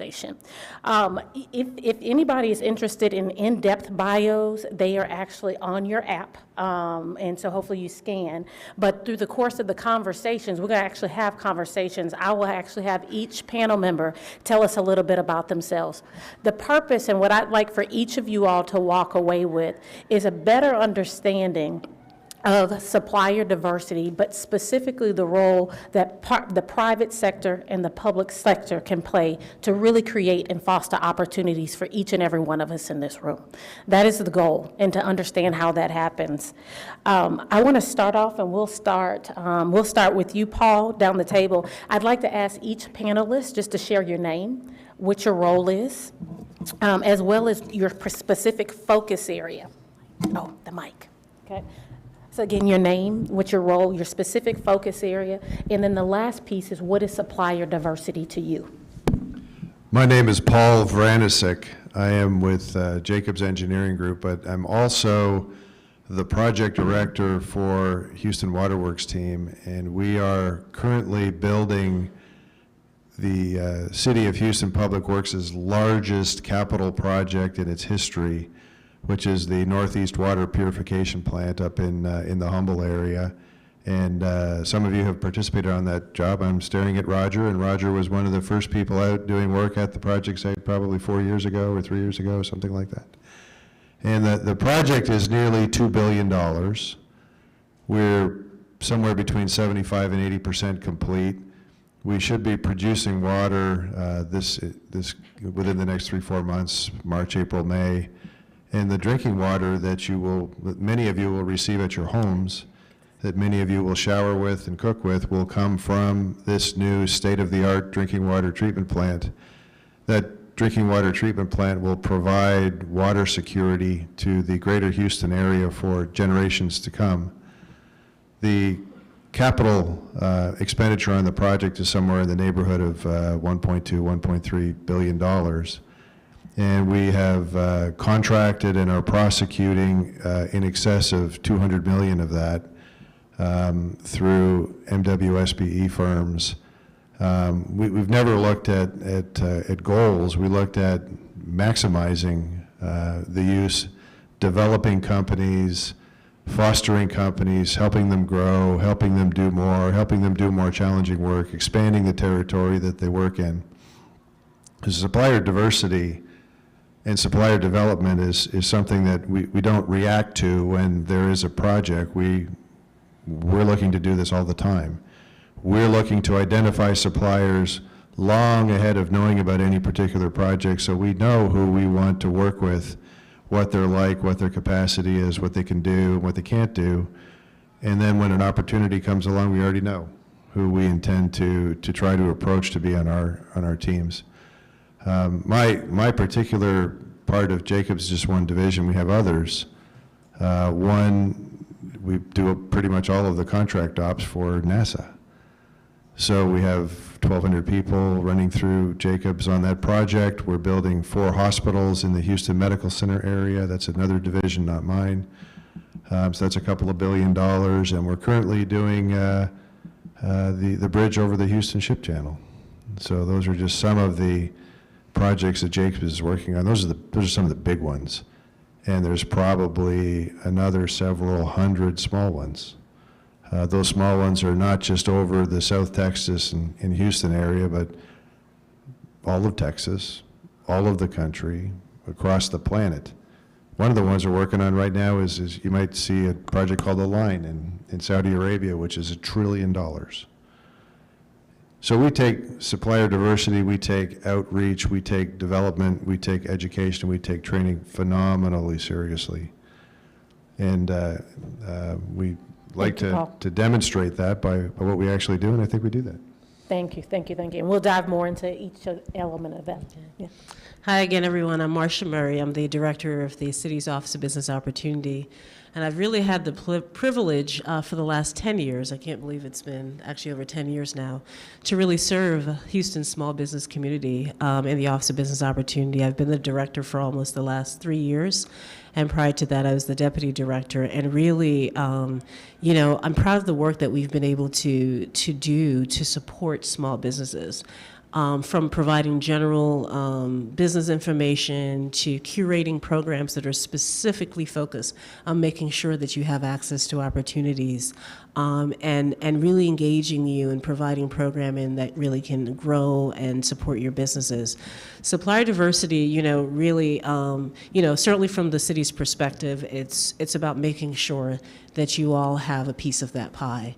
That there are systemic barriers that have existed historically that have prevented that, you know, that opportunities may have gone to folks that, you know, are not a diverse pool of vendors. And so we exist to make sure that those barriers are actually removed and that you're fully able to participate in our contracting processes. And for us, we extend beyond the city. We understand that that's what we're talking about today, you know, private sector opportunities as well, you know, that there are opportunities elsewhere, and we want to help prepare you to actually be able to take advantage of those opportunities. Really, at the end of the day, when we're successful in those efforts, we have a stronger local economy. Communities can really thrive and grow because our contracting folks that have contracts with us represent people in those various communities from all walks of life. So, thank you. Thank you, Director Murray. Angela. Thank you. Good morning, everyone. My name is Angela Freeman. I'm the Senior Director for the Houston Minority Supplier Development Council. We provide certification for ethnic minority-owned business to do business with the private sector as well as with the public. I have over 20 years of experience. I was with the council for over 21 years. And then I had the opportunity to work on the procurement side with corporations, which was great. So I worked on the certification side, the nonprofit side, and then going over to the public side, working with procurement and understanding that full process. Now I'm back again in Houston with the council and helping to develop minority-owned businesses. And supply diversity to me is a process. So for so long, we talked about supply diversity being a program, meeting, building relationships, business cards, database, everything that we're doing now. So now it's time for a change for supply diversity to become a part of the procurement process. It's a process of sourcing in a different market in order to increase the economic for underserved businesses and communities. So now that's what we're moving to. We want to ensure that minority businesses are at the table. The role of HMSDC is to facilitate relationships. My responsibility is to understand what you do as a minority-owned business, what are your values, what type of company and what type of industry you're interested in working with, understanding exactly what your scope is, and then introducing you to companies that can utilize your services. That is my responsibility, facilitating the relationship. Once the relationship is facilitated, it's up to you to go in and prove yourself. So I work very closely with all the major corporations here in Houston, as well as with the public sector, with the City of Houston. They're one of our partners. So we all work together to ensure your success. You are blessed to be here in this Houston area with so much resources to grow your businesses. Across the hall, I'm quite sure you met some wonderful people. When you leave here, you need to be intentional about building those relationships, and that's what we're going to talk about. So I look forward to working with everyone. If you're not certified with the council, please stop by our table and understand the certification process. Thank you. Thank you, Angela. So good morning again, Vic Cleveland. I lead our supply diversity strategy. Angela and I have had this conversation before. It is not a program at CenterPoint Energy, and I emphasize it is a strategy. It's a business strategy.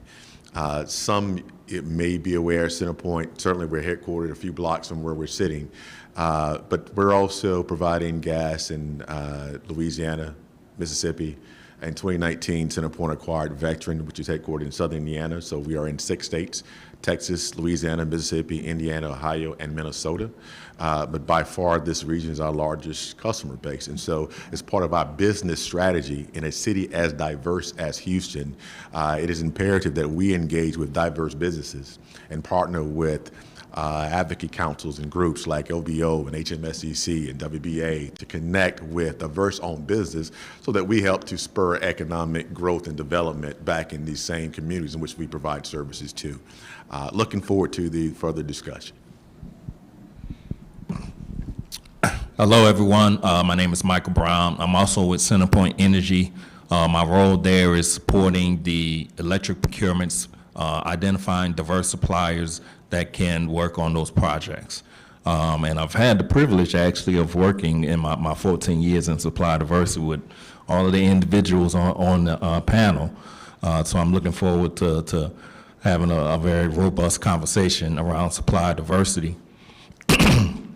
And then finally, the supply diversity to me means opportunity. Like Vic and Angela said, it's a business strategy, it's a process. And as we go forward, me and Vic's job and all of the people on stage's job is to further that advocacy within our business units, within our processes and procedures. So thank you for being here, and hope you enjoy the conversation. Thank you so much, Michael. Brandy, if I may, I forgot. I'd say this every time I see Brandy. If you are not sending your recycling materials to South Polk Oak Recycling Center, shame on you, right? So part of that is B2B development. She does not pay me to say this. We've got a prime, Eric is, I think he's probably across the hall over at Quanah and Northeastern Pole Line, who will co-sign the most well-led, efficient run organization you're going to come across providing that level of service. So consider this a paid infomercial. It is paid. I'll send you a check later there. Okay? And I have to second that. Thank you, guys. The business is outstanding. Thank you very much. You can keep that mic. I appreciate you all. I didn't mention, but it's a great segue to one of our first questions. I serve, and I have the privilege of serving as chair of the City of Houston's Office of Business Opportunity Advisory Board. And I bring that up because one of the questions that we're constantly asking as a board is how can OBO and the resources that they have really open the door and create opportunity, or at least build a bridge for people in its pipeline to actually have access to opportunity. And today I want to pose that to everyone here on this table, both the private certification sector, the relationship builders, public, and again, private, is how do you all leverage your influence in your respective roles to bridge the gap between diverse suppliers and actual opportunities? I think everyone here would want to know, how do they have access to actual opportunities? Let's start with you, Angela, if that's okay. As I mentioned in the introduction, our role is to facilitate the relationship. We sit down and we understand what your business do, which direction you want to go, what type of company you want to meet with. The relationships that we have is with the major corporations who are members with us, as in the Houston area. Of course, we're heavy in the oil and gas and energy area, but there are also other industries as transportation, distribution, construction. We work with all those different industries. And then we contact our relationships within those corporations to sit down and have a meeting with a diverse business. That gives them an opportunity to understand what their skill sets are and the capacity they have. After that, the next meeting will be with the end user, the buyer, the person who makes the decision. And it's all about relationship building. The opportunity may not be at that point, but it's about them understanding what you do, who you are. So when those opportunities come up, your business name come up. So you have to understand, even today, that's what you're doing. It's about the relationship. And that takes time to grow before you get to the opportunity. But you have to nurture that relationship, stay in front of them, make sure you have a great capability statement. That's very important. Thank you. Vic, would love to hear your thoughts here. Yeah, sure. So I was writing out a few notes here. So we do one-on-one connecting. You know, for example, we've got a table across the hall, right? So we've got a couple members of our team there to meet with you, try and understand a bit more about what you do. And we'll likely do some follow-on conversations. Not going to happen with everybody. Sometimes there's simply not a match. But where there is a match, we look to build deeper connection with that space. I think additionally, part of our strategy is connecting our primes in this space, right? That's a very key part, especially for smaller businesses that have perhaps lack the capacity to do large-scale work and projects and take on large scopes. Our primes play a very key role in developing those or closing that gap of opportunities. And then I just kind of piggyback on what Angela said. The entire process is built on there's a healthy dose of relationship building, right? Not just communicating here's our capacity, here's what we do, but certainly building a connection, if you will, right? So I certainly encourage doing more of that in those conversations. Thank you. Thank you so much, Vic. I want to add before I go to the next question here, because I'm watching time, is I think personally I've experienced the power of short, medium, and long-term sales cycles. I'll get just a practical example in working with Centerpoint. I think it might have taken me 5 to 6 years, about 5 years before we actually started procuring, and that required the process that Angela was talking about. It was meeting with the supplier diversity person, figuring out who the procurement was, determining when the contract came up for rebid. So just thinking and knowing what the process is, I'd encourage you guys to kind of dive deeper into that. I'm going to go to Marcia and Paul with a different question. And this question is, oh, you guys have a mic? No, we'll pass it around. What are the challenges right now for private and public sector partnerships as you see it today? So since, since as an office, since we've been focused on really identifying those opportunities in the private sector, particularly regarding with the large corporations, one of the things that we've noticed that we need to focus on is making sure that our certified companies, our pool of businesses, understand the process for doing business in those other entities, because they are different. They can be even substantially different. So it's making sure that we're actually, with those private sector partners, really understanding what their process is, getting buy-in into conveying that information to the business community to facilitate, you being able to leverage those opportunities. So it's really kind of understanding the language, the procurement language, the engagement language that exists with different organizations. I don't know that I initially anticipated that was going to be a challenge, but that was initially a challenge, and we're working through just, not just funneling a list of opportunities to you, but making sure that you actually understand how to actually leverage them. Thank you. Paul, same question, and I would follow it up the same. And what are some solutions you feel that you're looking at around them? So we develop, design, and build major projects. And we start out when these things are first being conceived, and we go through a lot of development. And during that early phase, there is no project yet. There isn't any money flowing necessarily. But we're out trying to find the people that we want to work with later. And we have a difficult time, I think, understanding who the prospective partners are going to be, and those partners understanding that working with us very collaboratively and very interactively at the beginning is going to lead to a very fruitful, very beneficial partnership when the project actually starts to execute. So, we'll break a project up into pieces, and we'll deal with major subcontractors. the nation's largest firms are not able to take on some of the packages that we have. And each one of them wants to go find the partners that they want to have on their teams, that they want to foster. And they need to tell me who these all are long before a shovel is put into the ground. And there has been an inability, I think, to understand that entire cycle, how it starts, how it goes through, how it progresses along, and how it actually has to be executed. So we're not waiting for people to come find us. We're going out trying to find you.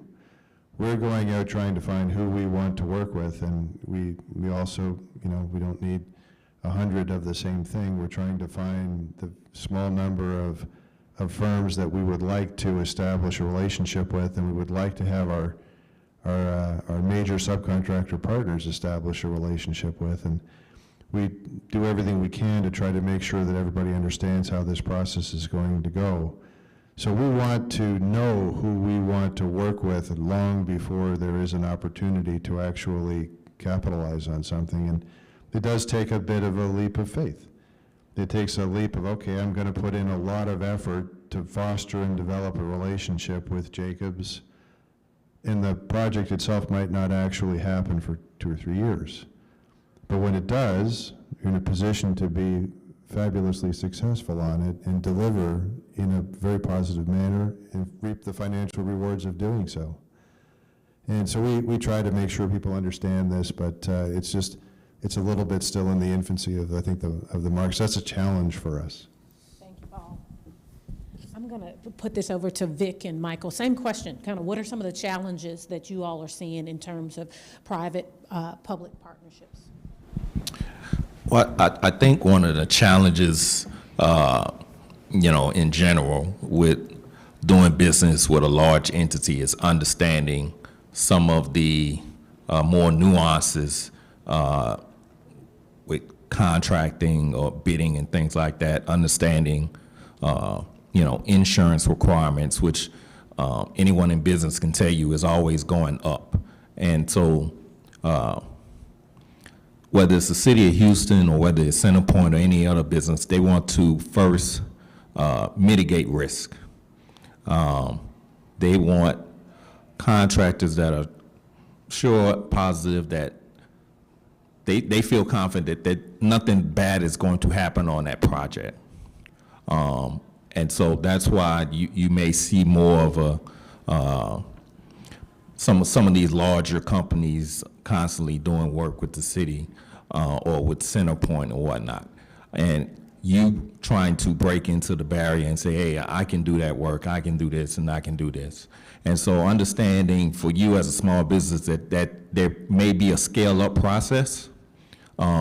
Your entryway may or may not be through CenterPoint or doing direct work with the City of Houston. It may be working with one of those larger primes and then scaling up to the point where you can be an actual competitor. Or I've interacted with a bunch of subcontractors that are perfectly fine at the tier 2 level and say, hey, I see the headaches that go on with that, putting a bid package together, getting my insurance requirements, getting bonding. I don't want to deal with that on that level. So I will stay at this level and, make a comfortable living.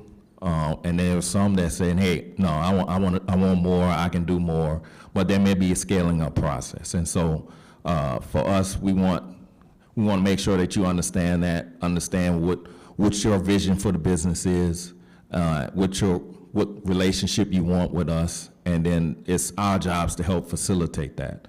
But certainly in this environment, with supply chain issues and cybersecurity issues, we're certainly seeing that as a challenge to bringing on contractors to work directly. And each entity has a risk management that they go through. They go through your company profile to get basically all in your business to make sure that they're doing business with the right folks. So making sure that you guys understand that and understand that there is going to be a process. Thank you, Michael. Vic, the next question will be for you. But as I hear each of you all, what I hear very clearly is that people have to understand the process of doing business. Have to understand who the players are, how business gets done, you know, in the private or public sector. And I think as a business owner, recognizing that not every business is for me, or not every business is for you. You know, we want it all, we all want to grow, but at the end of the day, I think focus is going to be key. You know, what makes sense for me to go after and pursue, and how do I dig into that and go deeper? The next question that I have, and I'll go to you, Vic, and then I'll go to you, Marcia, and then back to Angela. What does the private sector want from the public sector to help move the needle around supplier diversity, and vice versa? Again, what does the private sector want from the public sector to help move the needle around supplier diversity, and vice versa? In the simplest sense, I say from a private sector to Marcia and OBO, it's more opportunity to do this, right? Because I think we're able to leverage, quite frankly, your infrastructure and your team, the work that you've already laid. I mean, the attendance here alone is helpful for us, right? There's some because our ways of working are so uniquely different. As a private or publicly owned investor utility, we have a very unique, utility comes a bit unique because we're local, right? So there are my peer or industry peers or other large organizations across the city, you know, Exxon, Shell, BP, Chevron, are large organizations. They are global in nature. They don't necessarily have manufacturing facilities downtown, so to some degree have a local presence. But utility companies, I mean, we're local. The work is local. The employees here are local. That sort of a thing. And so to the degree that we're able to leverage the good work that Director Murray and her team have already done, the opportunities to partner with you like today, those things are helpful for us because it lays a foundation that allows us to connect our outreach and engagement strategy with our actual customer base. Yep. So the partnership and conversation. What about you, Director Murray?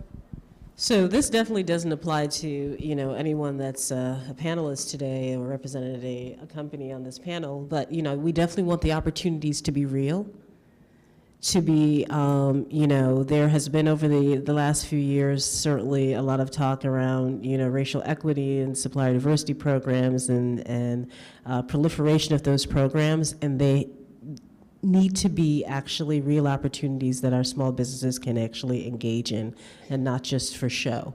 I definitely would say one of the things that I really want is for large corporations to go to our directory first.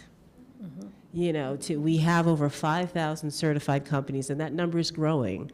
Every day we have at least 400 applicants in our pipeline, you know, and that's only going to increase. So we have a wide variety of companies in our directory, and we would love for our system to be that first system that these corporations actually go to, and actually just kind of even reaching out to us, certainly on a regular basis, letting us know what the opportunities are so we can actually spread the word. But that is the one ask that I definitely have, is make our directory the first place that you go to search for companies. That's awesome. Paul, I'm going to have you answer that same question, and that will tee up why certifications are important, which is going to be next for you, Angela. Go ahead, Paul. I'm going to answer it slightly differently. So we have a procurement department, we have purchasing managers, and I'm the director, so they all work for me. And when Portia asked me to come and help at the request of Director Miller, I couldn't say yes fast enough because this department has been fantastic. She's kind enough to let Morris Scott be with us the entire time. He's an absolutely wonderful person. And we've also had Isaiah out there to see us, and we've had the greatest amount of support from your department. So what else could you do? Nothing. Just carry on doing exactly what you're doing. Other areas, you know, we all drive over the aging infrastructure. We'd like the projects to get released faster. We'd like the projects to go in a more smooth fashion. We'd like to see the various departments within an organization like Harris County or the City of Houston or the State of Texas or whatever aligned a little bit better so that things can be a little bit more streamlined. But the jewel is your group, and you people are wonderful. Thank you very much. And I was very privileged to come I was volunteered to come myself, and thank you for what you do for us. Thank you, Paul. So about, just from a framework standpoint of time, and we have about 5 more minutes of questions, and then I'm going to open it up for a quick Q&A. I'm going to do the last 4 questions pretty quickly, and I'm going to go one. What, from your standpoint, Angela, what is the value of certifications? Director Murray just talked about the over 5,000 certified firms that are in the OBO database, and I don't know the number that HMSDC has, but what do you see as the value of certifications? Certification value is opening the door. So the City of Houston certification is to do business with the city, and you should be certified with them in order to participate on their opportunities. The certification provided by HMSDC is for the private sector. The private sector accepts our certification when they're looking for minority-owned businesses, increasing their spend with minority businesses. But also our certification, we work very closely with the City of Houston to ensure that anyone who's certified with us is also certified with the city and vice versa. So we open up the door not only locally, but nationally. Once you're certified with HMSDC, you are also in a national database with over 15,000 suppliers. Here locally in Houston, we have about 843 certified suppliers to do business with the private sector. And we're looking to grow that because there are industries that we do not have minority-owned business certified, and we need to organically start putting businesses in those industries. Excuse me. Excuse me. The energy business is changing. There's a transformation going on.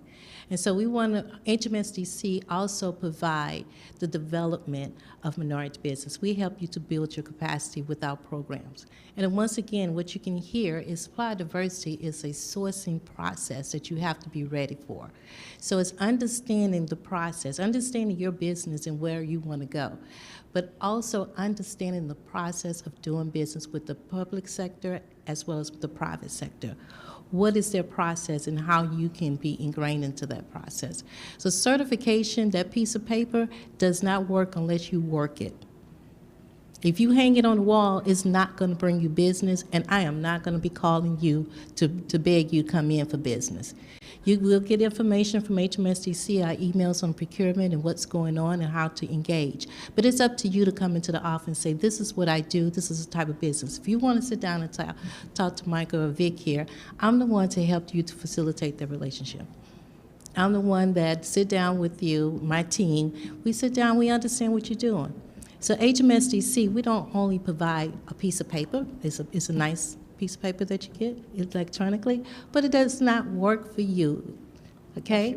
Certification is just, it opens the door because all of these companies are counting how much money they are spending in the community, how much they're impacting that community. They are all measuring this.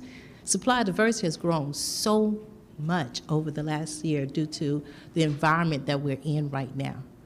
So certification is important because it opens the door. It puts you in a database where they can find you. When Vic talk about Vic and Michael talk about looking for minority businesses, I am one of their contacts. Also with the City of Houston, we provide the information on what they're buying, what they're looking for. We help to facilitate relationships with that way. Every major company here in Houston has diversity goals. HMSDC is one of the stops for that. We also have a public diversity database, Diverse Business Finder. So we have worked with the Greater Houston Partnership to create a database for all minority-owned businesses, whether you're certified or not. So please, stop by our desk, our table, and get more information. But certification is important if you work it. You have to work it, okay? Don't get mad and say, oh, they're not doing anything for us. We can't do anything until you ask.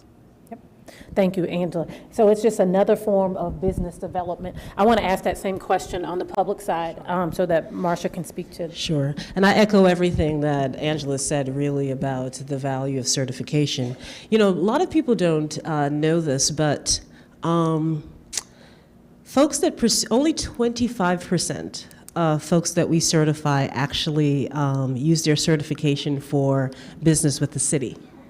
People come to us for certification, and they're using their certification with other entities, with the port, with Metro, with Houston ISD, with Harris County. Harris County now has a Minority and Women Business Enterprise Program. Port now has a Minority and Women Business Enterprise Program. This happened in the last couple of years. So that has really increased the demand because they're not certified entities. We are the sole free certified entity in the region, and so they're relying on our pool of certification of certified companies to actually work for them. Our certifications are also recognized in the private sector, and so we have the Final Four coming up, and they're going to be leveraging our pool for suppliers and for vendors. When we hosted the Super Bowl, they came to us to actually curate their system of diverse vendors, and so they utilize the folks that are in our pool. So the city certification goes well beyond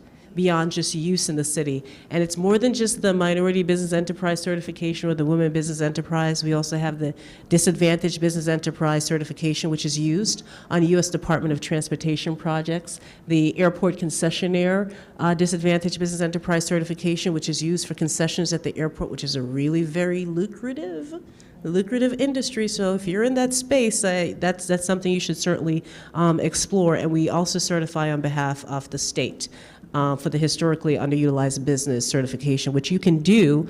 You can apply for all of these certifications at the same time, and I would encourage you to do so because otherwise it's a longer process.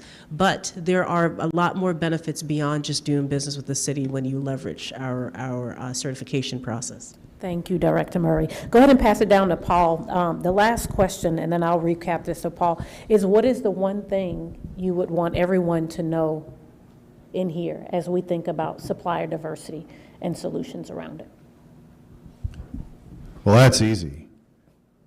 You want to know us, but we in a far greater way want to know you. And I think that's the one takeaway that I think everybody should have, is that we are out constantly trying to find the people that we would like to establish relationships with. And you're trying to figure out, how do I establish one with Jacobs or AECOM or any of the big companies? We want to know who you are. We want to know who you are way before there is a project that you might be considered for, so that not only can we verify illustratively that you might have gone through Director Miller's certification process, but that you would also have gone through an internal acceptability check for a firm like Centerpoint or Jacobs or whomever. So we have extremely strict safety standards, we have extremely strict quality standards, we have extremely strict environmental standards. We need to ensure that before we ever endeavor to work with somebody that a firm is acceptable for us to do business with. So firms change, firms evolve, firms develop. Nothing gives me greater joy than seeing a firm that started out with a limited capacity grow to a greater capacity and be able to take on ever more complicated, ever more rewarding, and ever more financially beneficial work for themselves. Nothing gives me greater joy than that. I get absolutely nothing from that other than the joy, which at the stage of my life I really like to have. Thank you, Paul. Director Murray, what is the one thing that you want everyone to know before they walk out of here? I actually really what I want to convey to you today is that your voice matters. So yes, the city's supplier diversity program has been in existence in various iterations since 1984. There are certain aspects of the programs that are really entrenched, but we want to make the program bigger and better. I want to hear from you what your feedback, what your thoughts are. Are there some initiatives that you think that we could actually be embarking upon? What are we doing right? What are we potentially getting wrong? What I would love to hear more from the community. I mean, whenever we're making major policy changes, we're usually reaching out to get some feedback. Please heed that invitation to participate, because it will, your feedback will help to shape long-term policy and what happens. So I just want to, that's what I'd like to, you to take away, is that your voice matters and we want to hear from you. Thank you, thank you, thank you. Michael, Vic, what's the one thing? Thank you, everyone. Excuse me. Thank you, everyone. I want to echo actually what Director Murray said about the outreach. when they were putting together the MWB programs for Harris County and Port, we actually had commissioners reach out to my previous employer saying, hey, we need feedback. We need you to testify as to why we need to do this. And so maybe I'm sure a lot of you have heard about the dismal numbers at Harris County in terms of minority participation. And that was because they didn't have a program and they didn't have metrics to track it. And so in addition to having that certification, we want you to be advocates as well. It's nice for, a Centerpoint or, a private entity to come up and speak to the importance of it, but we need more of that, right? We need the community actually out there speaking up and saying, hey, we need a program because I need opportunities. I've tried to get opportunities with XYZ entity or company and I cannot get in. I need to know what's going on. And so that is very important. Equally important is understanding that it's cliche, but it's a marathon, not a sprint. It will take several opportunities to even get a meeting, right? Roger can attest to that with Centerpoint, okay? And we're gonna keep pushing. But it's gonna take persistence, and it's gonna take perfecting your craft. I can't tell you how to do business, but if you're highly specialized in one area, lean on that. If there's 2 or 3 capabilities, expand on that and get certified in that. I think we heard that earlier from Director Murray. Make sure that you're certified in those areas because we're tracking that. We put out economic impact reports and other entities do that as well. So now we're looking into how is Centerpoint's dollars being impacted in the community? How are we increasing our not only our minority database of diverse suppliers that are doing work, but how are we impacting the labor force? So it's very important that you get certified. It's very important because we're tracking these dollars. We're tracking how we impact the communities. And it comes together when you have, we have elected officials that look for this information and hold companies and entities accountable when they're not meeting these supplier diversity goals and metrics and whatnot. So it's very important. Thank you so much. Vic, quickly, and then Angela, a quick one. Very quickly, just know I admire the work you do. Anyone that's got the courage to get out here day in, day out and eat what you kill, run your business to, and have the resiliency to survive the pandemic, these last, what seems like 10 years has been, I guess it's been almost 3 now. Admire the work you do, continue to do the work you do. You have an advocate in us. My last word is being intentional today. Identify at least 3 to 5 companies that you can seriously do business with, that you have the capability and capacity to do business with. Take today intentional. Build relationships with those individuals. Make sure you have a good capability statement when you leave here. You probably gave them paper today, but email it to them. And you can't do business with everyone in here. So be intentional and identify who you can do business with, prepare yourself, and facilitate that relationship when you leave here. Follow up and request another meeting. Thank you so much, Angela. You all, I'm realizing we're kind of out of time. I really do hope that you walked away from here with some tangible ideas around supplier diversity, knowing what it is, understanding the difference, and even in collaboration opportunities between the private and the public sector. I would add, I heard 4 things that I hope everyone can take, is the power of understanding the organization, the entity, or the agency that you're working with, so the understanding. The second thing that I heard was be found. Be found, and so that's the certification process. That is having your one-on-one so that people know who you are, what you do, the value you bring, and how you solve a problem or pain. The third is market yourself. And that comes through those conversations that, and as Angela said, we don't just put a certification on the board. You still have to market yourself and market your business. And then lastly, I think everyone said it on here, the power of consistency and persistence. I want to encourage each of us to walk out of here with our heads held high, stepping into 2023 with a targeted list of prospects and understanding that there's opportunity across the board. Thank you so much for coming out. If you have direct questions, feel free to walk up here, but we appreciate you guys coming. Thank you.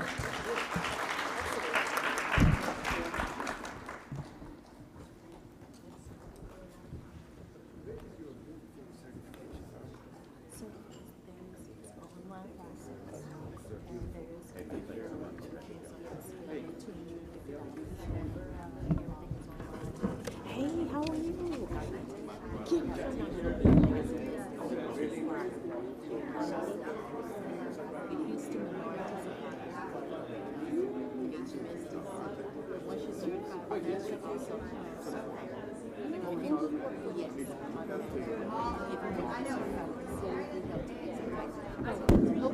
Hello, I want to let everyone know that the international panel should be starting in just a few minutes, so don't leave the room. Stay around to learn about how to do business internationally.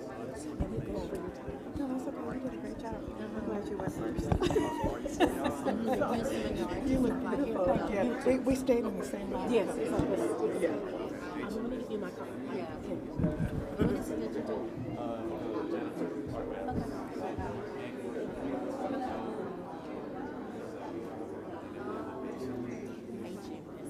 Houston minorities. When you walk across, we have food in the back. It's a black tablecloth. It says Houston minorities party. I just want to make sure. Okay. Okay. I just want to make sure. Thank you. Hey, how you doing? I'm good. How are you? I'm great. Okay, so it was the Houston minorities supply development. There's like a website that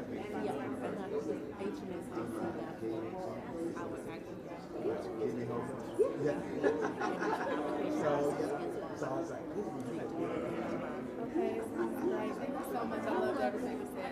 Thank you. Hey, sir, I'm doing wonderful. What are you doing out there? Yes, ma'am. Yeah. Daryl.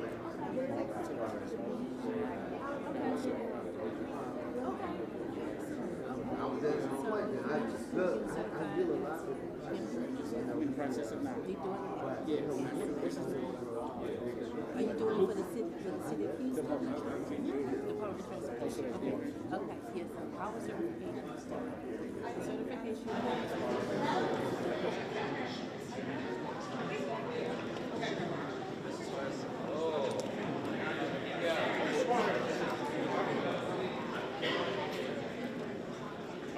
What's up, man? Okay.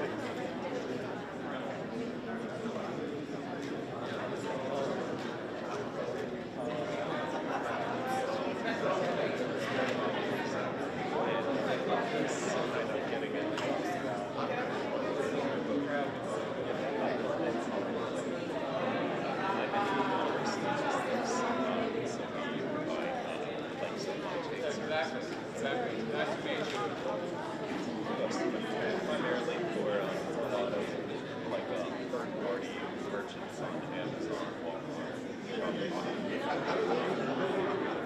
Our clients are based in Houston, and we have partners in other like states that are like West. Hello, everyone. We would like to get started on the international panel, so if I can have our panelists to have a seat.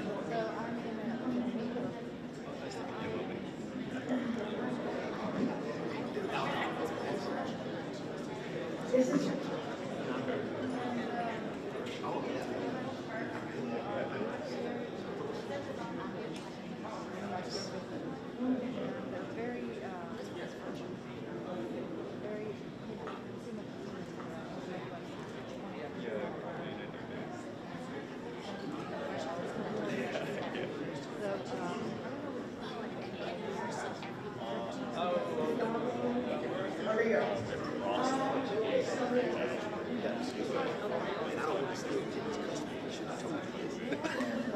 Well, he might have.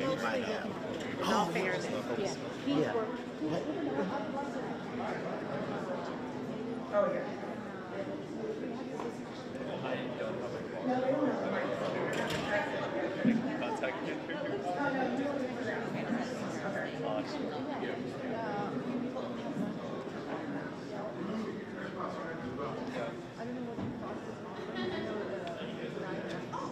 Launching interest rates right now. We're considering getting a larger warehouse in the near future, possibly next year if the rates are what we want to see them. But yeah, that's the only really thing in our. All right, welcome everyone. We are going to talk about doing business internationally. So I'm going to start off with this statement. As the great poet said, Ice Cube, today is a good day. So we're going to keep today being a good day, and I'm going to bring up the energy in the room. And so my name is Shanita Johnson. I am the owner of BKJ Global Management Consulting. We focus in IT project and program management and other IT services. In order to bring everybody in the room together, I want everybody to repeat after me, because the purpose of this is to learn about business internationally. So repeat after me. I am here to learn. I am here to share. And I am here to grow. All right, so thank you for participating in that and indulging me there. So I gave you guys my information. We are a certified project management and certified Scrum Master firm. I am a Goldman Sachs alum and ambassador from Cohort 32. You are also part of Goldman Sachs. We have over 25 years of experience in information technology in both the public and the private sector. We are prime contractors with Port of Houston, Fidelity National Financial, Stewart Title, and other government agencies. Okay, so next, my daughter just told me I need to slow down, y'all, so let me slow down a little bit. All right, so now let's introduce the panelists. For each of you guys, I would love you guys to introduce yourselves, give us 3 facts about yourselves, and then just answer a question for us. If you were to write a book, what would the title be? Okay, we're live. Hello everyone, I'm Dr. Portia Jackson and I'm joined by Jada Harris and Ravi. Ravi, you gotta pronounce your last name for me. And so typically every first Thursday, all 3 of us, of course I'm with the City of Houston's Office of Business Opportunity, Jada is with SCORE, and then Ravi is with HTC Entrepreneurship Center. The Stafford location? No, Missouri City. Southwest. Southwest location. So, and we do a podcast every Thursday of the first Thursday of the month at their HCC, Missouri City. Can you tell them the address? Yeah, 1600 Texas Parkway, Missouri City. And so today, because it is the first Thursday, we can't be there because we are down here at the 14th Annual City of Houston Meet the Buyer Procurement Forum. So we wanted to bring it to y'all still today to give you a taste of all the different things that we've been meeting about this year and to just bring the culmination of why it applies here and what we're doing. So when we're talking about our podcast, we're talking about how to do business with the city and being a vendor. And so we talked about so many things as far as like certification, project management. Yes. Contract management, financials, building your income statement and balance sheet, all the things that you need necessary to do business as a vendor with the City of Houston. We're excited every month to bring these titles to you. We're starting out with a bang with building your business plan in January on the 5th. At the Missouri City location. We are live streaming it as well, but we want to hear your voice. We want to talk to you. We want to answer your questions, your burning questions that you have about business management and doing it with the City of Houston. Yes, and so today at the Meet the Buyer Procurement Forum, it brings together everything that we talked about, and Ravi is always behind the scenes when we do the podcast. Ravi, tell them what you're doing behind the scenes and what HCC, the resources y'all have available for small businesses. Absolutely. So at Houston Community College, we're really proud of the partnerships with the OBO office and SCORE. The behind-the-scene works for us is really just marketing to our students. We have a large college. Most people don't know. He operates about 70 buildings in Houston. Spends about $1 million a day to stay in operation, so it does a lot of work. It has its own procurement office. And part of the work that we do is we want to capture all of this gold wisdom that you guys have and provide it on a platform that's on demand. So we post a lot of them on YouTube, share it with our students after. We see that the number of views on these videos increases. It's on demand. People watch it. They get what they need. We put video chapters on these videos so that people can just go to the part that they worry about. Maybe they want to learn about minority certification, so they just go straight into the part of the video that's talking about that. And then when they're done, they just leave. They don't have to watch the entire 1 hour. Right. Even though we're having a lot of fun, time passes very quickly. But for us, it's important that the relevant education information is available to our community, whether it be students or small business owners in the Fort Bend, Houston region. Missouri City serves both of those areas. We also have Stafford campus and West Loop campus. So I oversee those three as the Southwest Center for Entrepreneurship at HCC. Yeah, and so every month we're talking about these resources. And so what Meet the Buyer is, for those who have not been tuning in all this time, we're not going to leave you out. Meet the Buyer is the annual procurement forum that we do here in the City of Houston. What we do is we bring the buyers from the City of Houston, as well as prime contractors and other government agencies who are looking to make those connections for subcontracting opportunities, but also to network with businesses to business, B2B, which Jada always tells people about. And so what we really wanted to do is just really bring this information to y'all. And you know what? We have some folks here that we're going to bring in and ask them how they enjoy Meet the Buyer. So it's Carlos times 2. So Carlos and Carlos, come and join us. Okay. So. Please come in. Come in closer. Into our circles. It's all up Okay. here. It's all up here. Perfect. So tell us, how long have you all been in, well, first of all, tell us about your business. Well, my name's Carlos, and I'm Carlos, so together we are C Squared. C Squared, and we're a managed IT company specializing in helping businesses manage their networks. So we help people maintain their reliability, dependability, and security all in their networks. That way they could depend on it and their customers also. So we've been in business for about 2 months. 2 months. And so what made you come down to Meet the Buyer? Just to share and explore all the resources the City of Houston has, because we knew that they had the Office of Business Opportunity, and they had this event coming in, and they had different sponsors and vendors come in, and we knew that they'd have a lot of resources that we could depend on. So what vendors have you been able to connect with? Let's get the other Carlos to say something. He's hiding. He's hiding on the spotlight. Yes, yes. So, I mean, there was a lot of different vendors, some that I didn't even expect that we could really come in contact with, like with MD Anderson, the whole hospital system.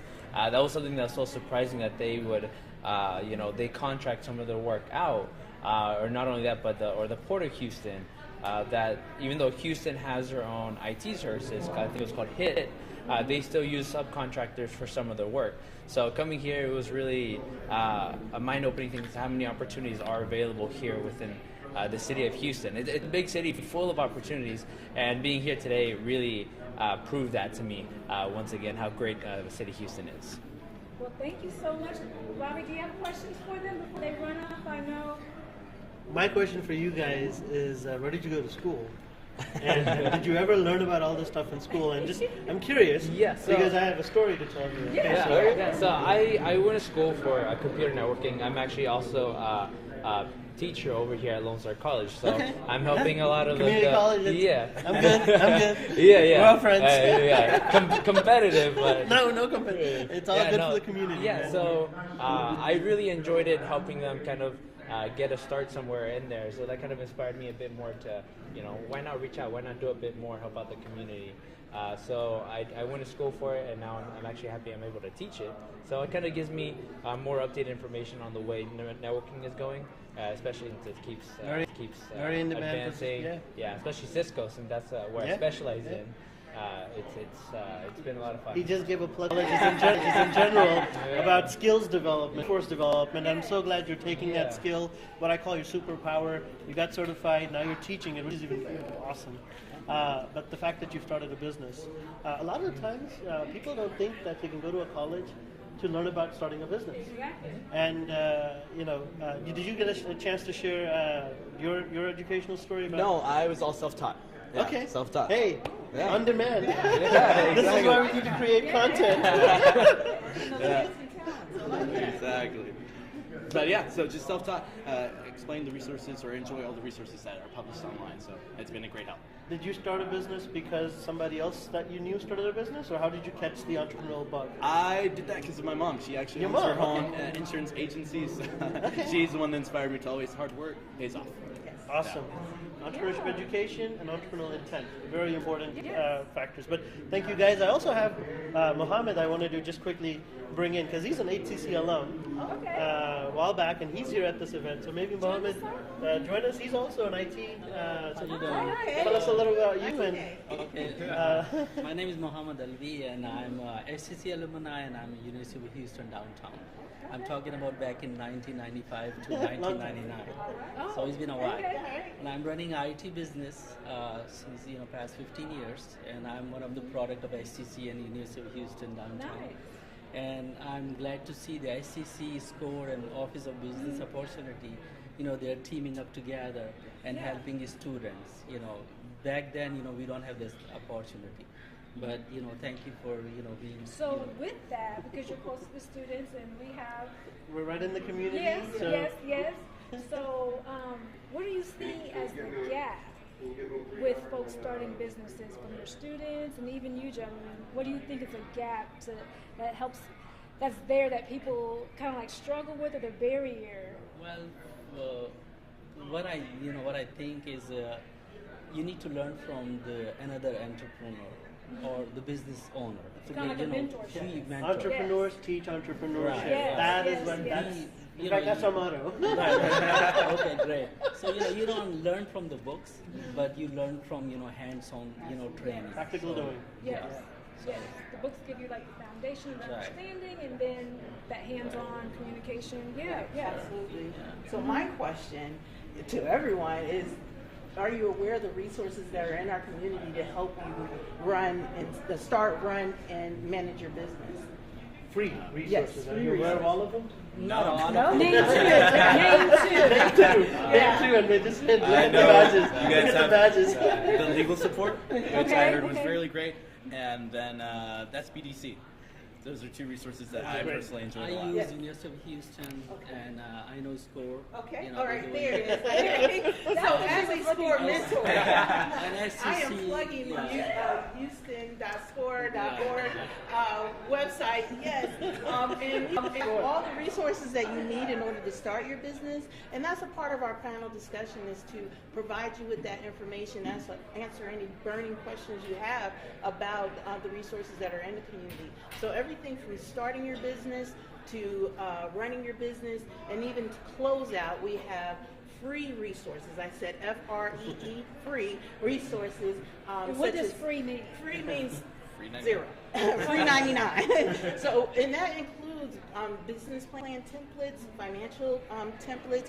You can speak with seasoned entrepreneurs as well as people who've worked in the industry that you're interested in to provide you with the resources and just have a conversation, a free conversation with individuals such as myself that can provide you with connections within the city, like the Office of Business Opportunity as well as HCC. Yes. So are any of you certified? Like certified as minority-owned business, small business? Not yet, but we're working towards it. Hey. Yeah. Right. So today, our certification department was here. So Meet the Buyer. Yes, we talked to them. So Meet the Buyer brings all things together. You can talk to our certification department and make sure that you have the information to be certified. Okay. Yeah, will do. Thank you for inviting us. Yeah, thank you so much. Thank you guys. I'll also add very quickly. Thank you. Is we've also had a women startup founder, Tanisha Friend. Now she couldn't be here because she's out there working in Boston, but she's given SCORE credit for her startup. She has just won $55,000 from the American Heart Association's Empowered to Serve because of the service we're offering. Free resources, free education, right in the community. You're not having to have people drive to City Hall. You know, our city's pretty big, Our right? city is very big. Gas price was $5 at one point. Right, right, So, right. So the fact that it's convenient, it's right in the neighborhood, and these workshops that OBO is offering, you know, it's invaluable. Yeah. The impact you're having in the community. And for us, it's so awesome that our students are out there shining because of the mentoring they're getting from SCORE, because of the education they're getting about certification. So she's a doula who is now becoming a tech entrepreneur because she's creating airbloom.co, so HEIRBLOOM.co. Wow. And she's creating the online directory of doulas. And she was in Missouri City a few months, well, almost a year ago now. Yeah. But she won $55,000 earlier this month. We do big last things in month. Houston here. we do, and that's what we always want to make sure that we're telling people that, because no matter what, like you said, Houston is a big city, so people sometimes still don't know about the resources that we provide. But we do want to invite everybody out every first Thursday to come on out to Missouri City. And if you can't make it to Missouri City, then it's always online. And so we'll be starting off. Jada, It's can you more fun in person. Yes, it is. It's better in person because you get to ask Get some questions. giggles. Yeah. If you're online, we can't hear your question. You're just talking to a screen. Right. Yeah. We don't have those type of ears. Right. And so, and then really, we'll have a schedule. When will the schedule be out for next year? Well, currently the first session is already posted on the houston.score.org website. So, and that's involving the business plan, January 5th at 1 p.m. at the Missouri City location. However, the rest of the schedule for the rest of the year will be posted shortly, so stay tuned. Yes, we want you guys to come to that because each month is going to build on the next topic, and then we get to something like this here at Meet the Buyer, where we've been here since 8-something in the morning. So it started out 8:15. We did a business spotlight. So we had businesses with an actual chance to come and tell everybody what they did. So that starts the networking process. What do you do? What are you here looking for? We had folks that talked about marketing. Some lady had wine, a wine box, and tea cakes that I called cookies, but she corrected me.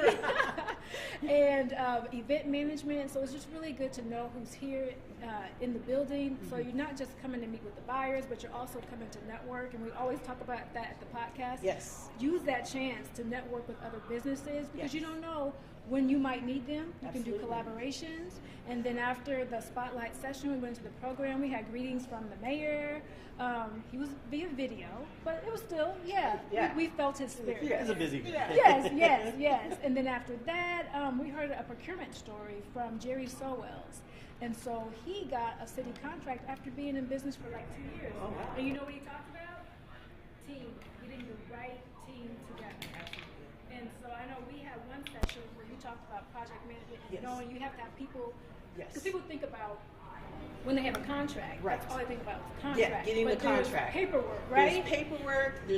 You need to build your infrastructure. That is highly important, which means building a team, a staff, in order to support that contract. It's very important. And these are the things that we talk about while networking on a monthly basis. Yes. Yeah. And then from there, we heard his story. He had a long line of people waiting to connect with him. Wow. Afterwards. That's And- impressive. 2 years. I just heard from another vendor with the city, or actually with Centerpoint. It took her 6 years to build that relationship and get a contract. So that's impressive to get a contract in 2 years. Yeah. So now he's up to 7 contracts that he's done with the city so far. And then after that, we have procurement circles where folks can really sit down with the vendors here and have those intimate conversations, talk to them about their capability statement. Have we done one on capability statement? We talked about it. We didn't specifically, that wasn't the whole conversation, but Maybe we we did should talk do that. about that. Yeah, maybe we should. Yeah. And because it's highly important. That's your leverage. That's your introduction to the city of Houston and to other individuals you want to have contracts with, listing all of the good information about your business and what you can do for them. the capability statement is highly important. Yeah. And then so after the procurement circles, everybody's just been mixing and mingling with those vendors, meeting those buyers, making those connections. And then we just finished with the supplier diversity panel. It's so important. That's why we're doing it, right? That's where the certification comes into play. Yeah. It's just a start. I'll just quickly add that for the supplier diversity, I'm so proud. The Veterans Chamber of Commerce. Yes. You know, they're here. Dave Weaver, the president's here. I'm trying to see if he's going to pass by it anytime soon, so I could get him to tell you. But for us, it's important. You know, I get a chance to work with them, and they're just a fantastic group of business owners that are eager, very ready, eager, very motivated, and prepared. Yes. So, shout out to them, and hopefully, you know, they qualify as minority suppliers. Only 1% of the U.S. Population actually is a veteran. Believe it or not. So, so to encourage more procurement officers to consider going and supporting the veteran-owned businesses in Houston. Most people don't know, but Harris County has the largest veterans population. You know, first or second place across the country. So we had a really the fact that they're here and Dave is out there talking about his passion and bringing advocacy to this group and education and growth. Those are all important things. So. Absolutely. And at SCORE, we welcome veterans and helping them with the resources that they need in order to. And we have a lot of webinars on our website for veteran-owned businesses, so you do want to check out our website for those resources as well. Yeah, so we had the Veterans Chambers, SCORE had a table, of course our office had a table. Who else had a Goldman table? Sachs. Goldman Sachs. Yeah, our MBDA office. MBDA, yes. HUC represented both of well. them. Y'all have like 5 or 6 tables. Right. You made an invitation, you can tell them, bring everybody. Right, So I 70 locations. Invite every family here, right? We welcome them, yes. We had some prime contractors like Flatiron. Yes. Centerpoint, yes, which are our title sponsors. So Centerpoint. They were our title sponsors, and they were able to put all this together for us, so that we could bring this to where it was free of charge for anybody that wanted to attend. There were other companies, but of course we had the City of Houston buyers. We had Harris County. They were also one of our sponsors. We had about 4 or 5 different departments from Harris County here. We also had our finances, so Lift Fund, True Fund, People Fund. So we need finances in order to bring off the business, right? To make that happen, to start, to grow, expand. They were here. Who else was here? Oh my gosh, there were so many. HTC were here too. There was security, faculty. Yeah. And hey, look, Dave Weaver's passing by. Let's just bug him a little bit. Dave, you know, a little bit about you and the chamber, and then some of the people that you met today as a vendor. Oh, sure. Wow. You gotta always be ready, guys. Always be ready. Always be ready. Hey, Dave Weaver, so president of the Houston Regional Veterans Chamber, representing all the veteran-owned businesses here in the Houston region, and that region really covers from Killeen, Texas to the Louisiana border down to Corpus Christi. And so we're making it as easy as possible for the veteran-owned businesses to be able to be sourced from the general public, but also corporations and government entities. So plenty of people I met here, met some veteran business owners, but also met some other corporations that want to do business with veterans. And so it was actually really helpful, and then gave out some great resources for the veteran business owners that we already know of. And so handed those out constantly, and then we were actually able to help a couple of the veteran business owners that didn't realize that there were veteran designations. So those veteran designations are like the Texas Veterans Commission designation, or even the VOSB designation, or the service disabled. But why it's so important for those designations to be on their either their capability statements or things like that, and then connecting them with SCORE, right? SCORE is a great partner with us, and as SCORE has been able to teach some of our Plays what you need to know if you're going to do business internationally. And so what we really want to stress too, and we might need to add that for one of our sessions. Yes, absolutely. Because as a small business, you just don't want to do business to business. I'll let each of you say your last words, something that you enjoyed here or what you want folks to look forward to coming next year when y'all going to come to Missouri City. Yes. Yeah. 1600? Yes. At 1 o'clock. Texas Parkway. At 1 o'clock p.m. Yes. I get to start. Oh my God. Yeah. Well, look, I think we really appreciate the partnership. We really care to help start and grow small businesses in our communities. We're here to help. Anything, we basically are your cheerleaders. Any questions you have, we may not know the answer, but we certainly know the people who do. So come find out, engage with the college.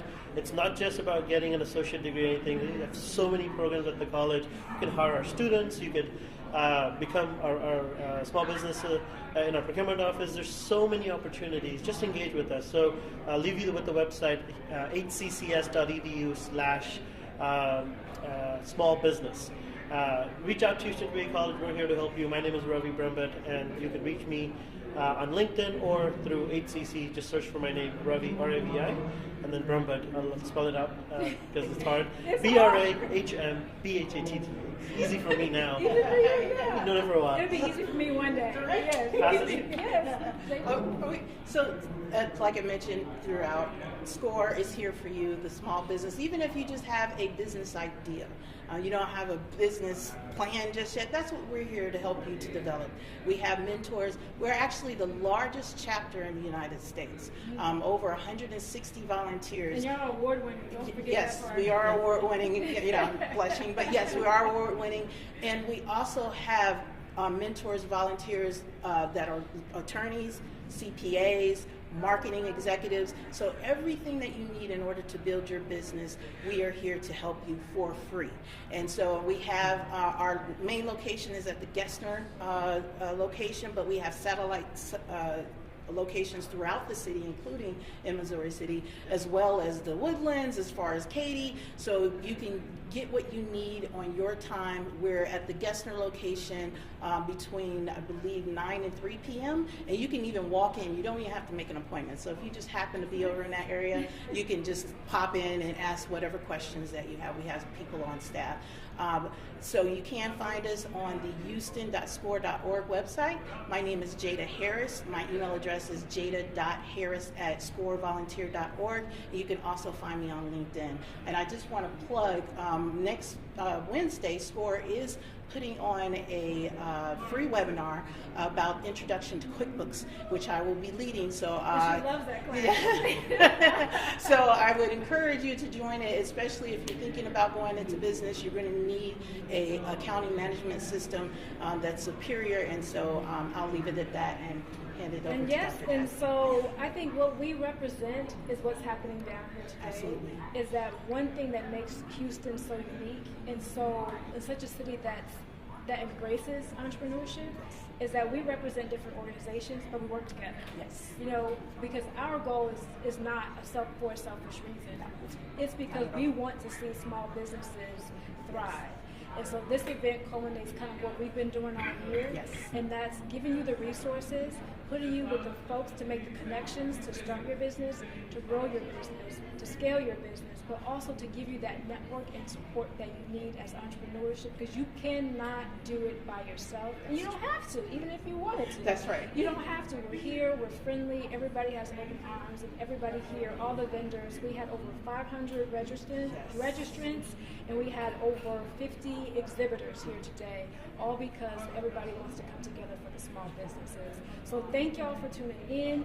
Just to let you know that you can find more information about the City of Houston's Office of Business Opportunity at houstontx.gov/OBO, as well as this podcast that we're just doing today, live, and everything that Meet the Buyer happened. You can find that at our YouTube channel. Use our handle. It's HoustonTXOBO. And you can kind of recap everything that happened today if you missed it, and then we'll make sure that you can join us next year. So with that, we want to just tell you all thank you for taking the time to invest in your business, to watch us, to hear the recap, and we want to see you every first Thursday down at 1600 Texas Parkway, Missouri City. I think I got it, 77493? You got No. 77489. Oh, okay. I was You close, get there. Yeah, Yeah, put it in the app. Yeah, so we'll see y'all. So So enjoy the rest of your time and make sure that if you need anything, you reach out to us. Yes. Have a good one. Thank you. Thank you. Thank you for holding this mic so long. I mean, Are we good? Okay. That's awesome. I know. You get.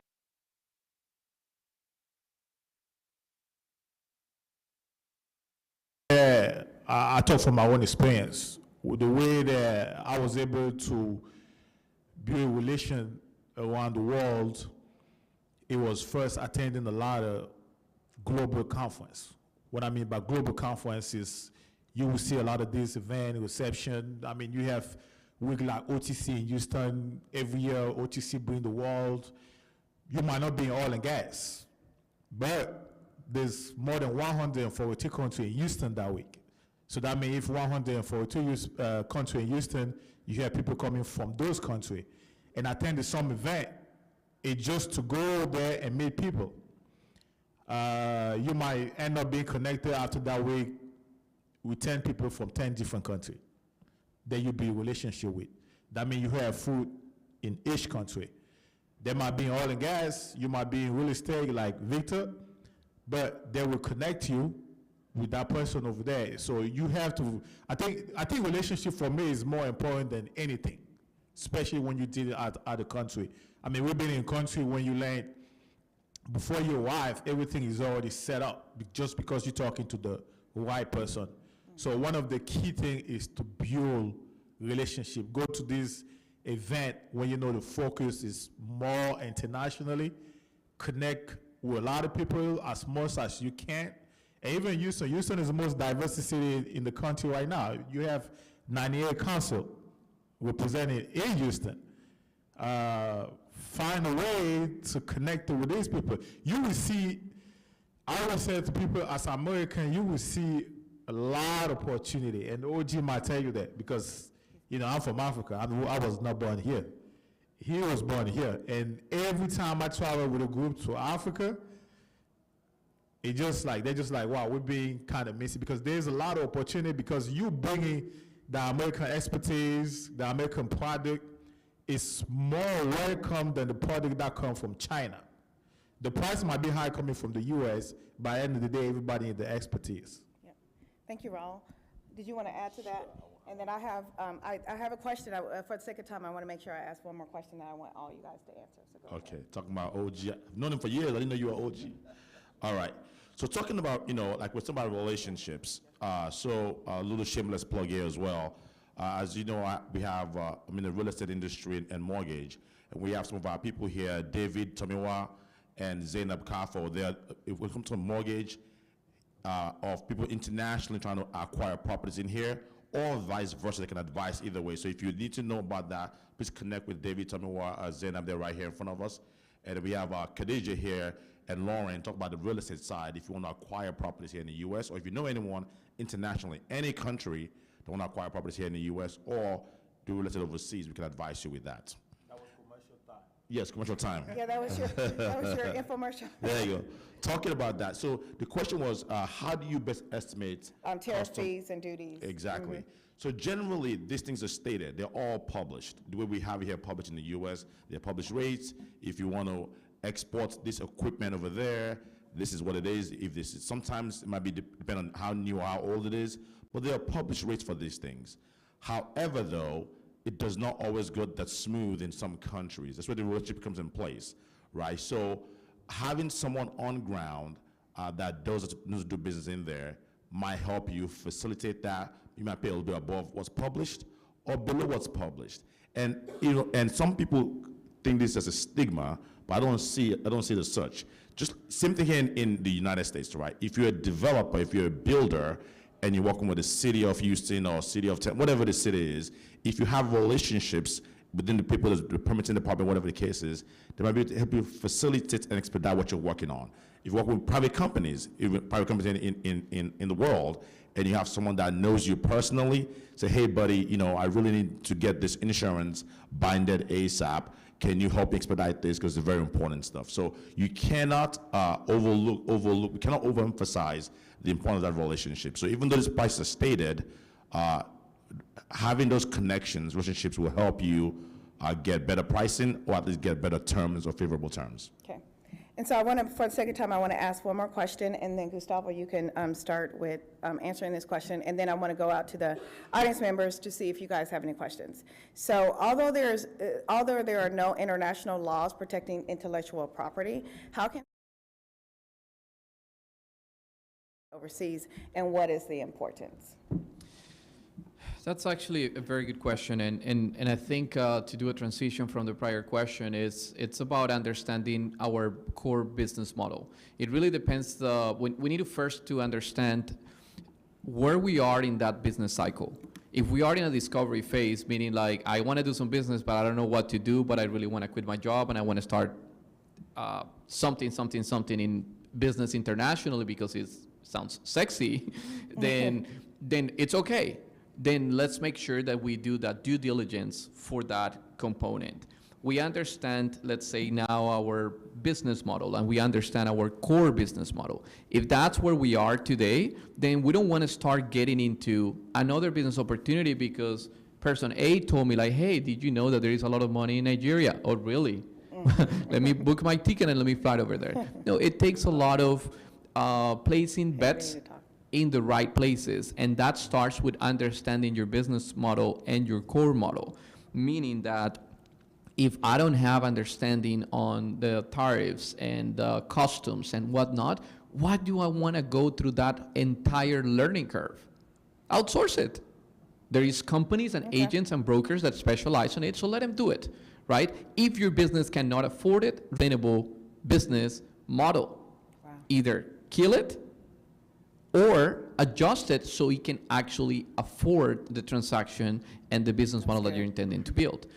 And then the part about how do we protect IP, right? Well, the same thing. Well, the relationships we get another pattern, relationships. So we say, well, this is another card that I'm going to put in my pocket. It's something that I do need to develop if I want to be in business, if I want to grow my business or whatnot, right? Now I'll take it a step back. Relationships with whom? Well, with everyone. Can you have 1,000 friends? I can barely get to 5 friends on Facebook, and that's including, my immediate family members.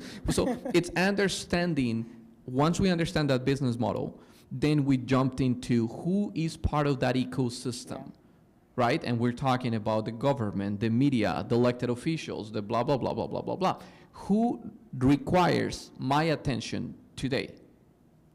So taking it to the present, we are here. What did we come here for today? What is the purpose of us being here today? So let's say, for example, there is a huge opportunity for the entire city of Houston ecosystem of small businesses and entrepreneurs. How many of them are here? Right? And then the second part of it is the ones who are here, it's understanding that we have the potential to be in intimate conversations and rooms like this one.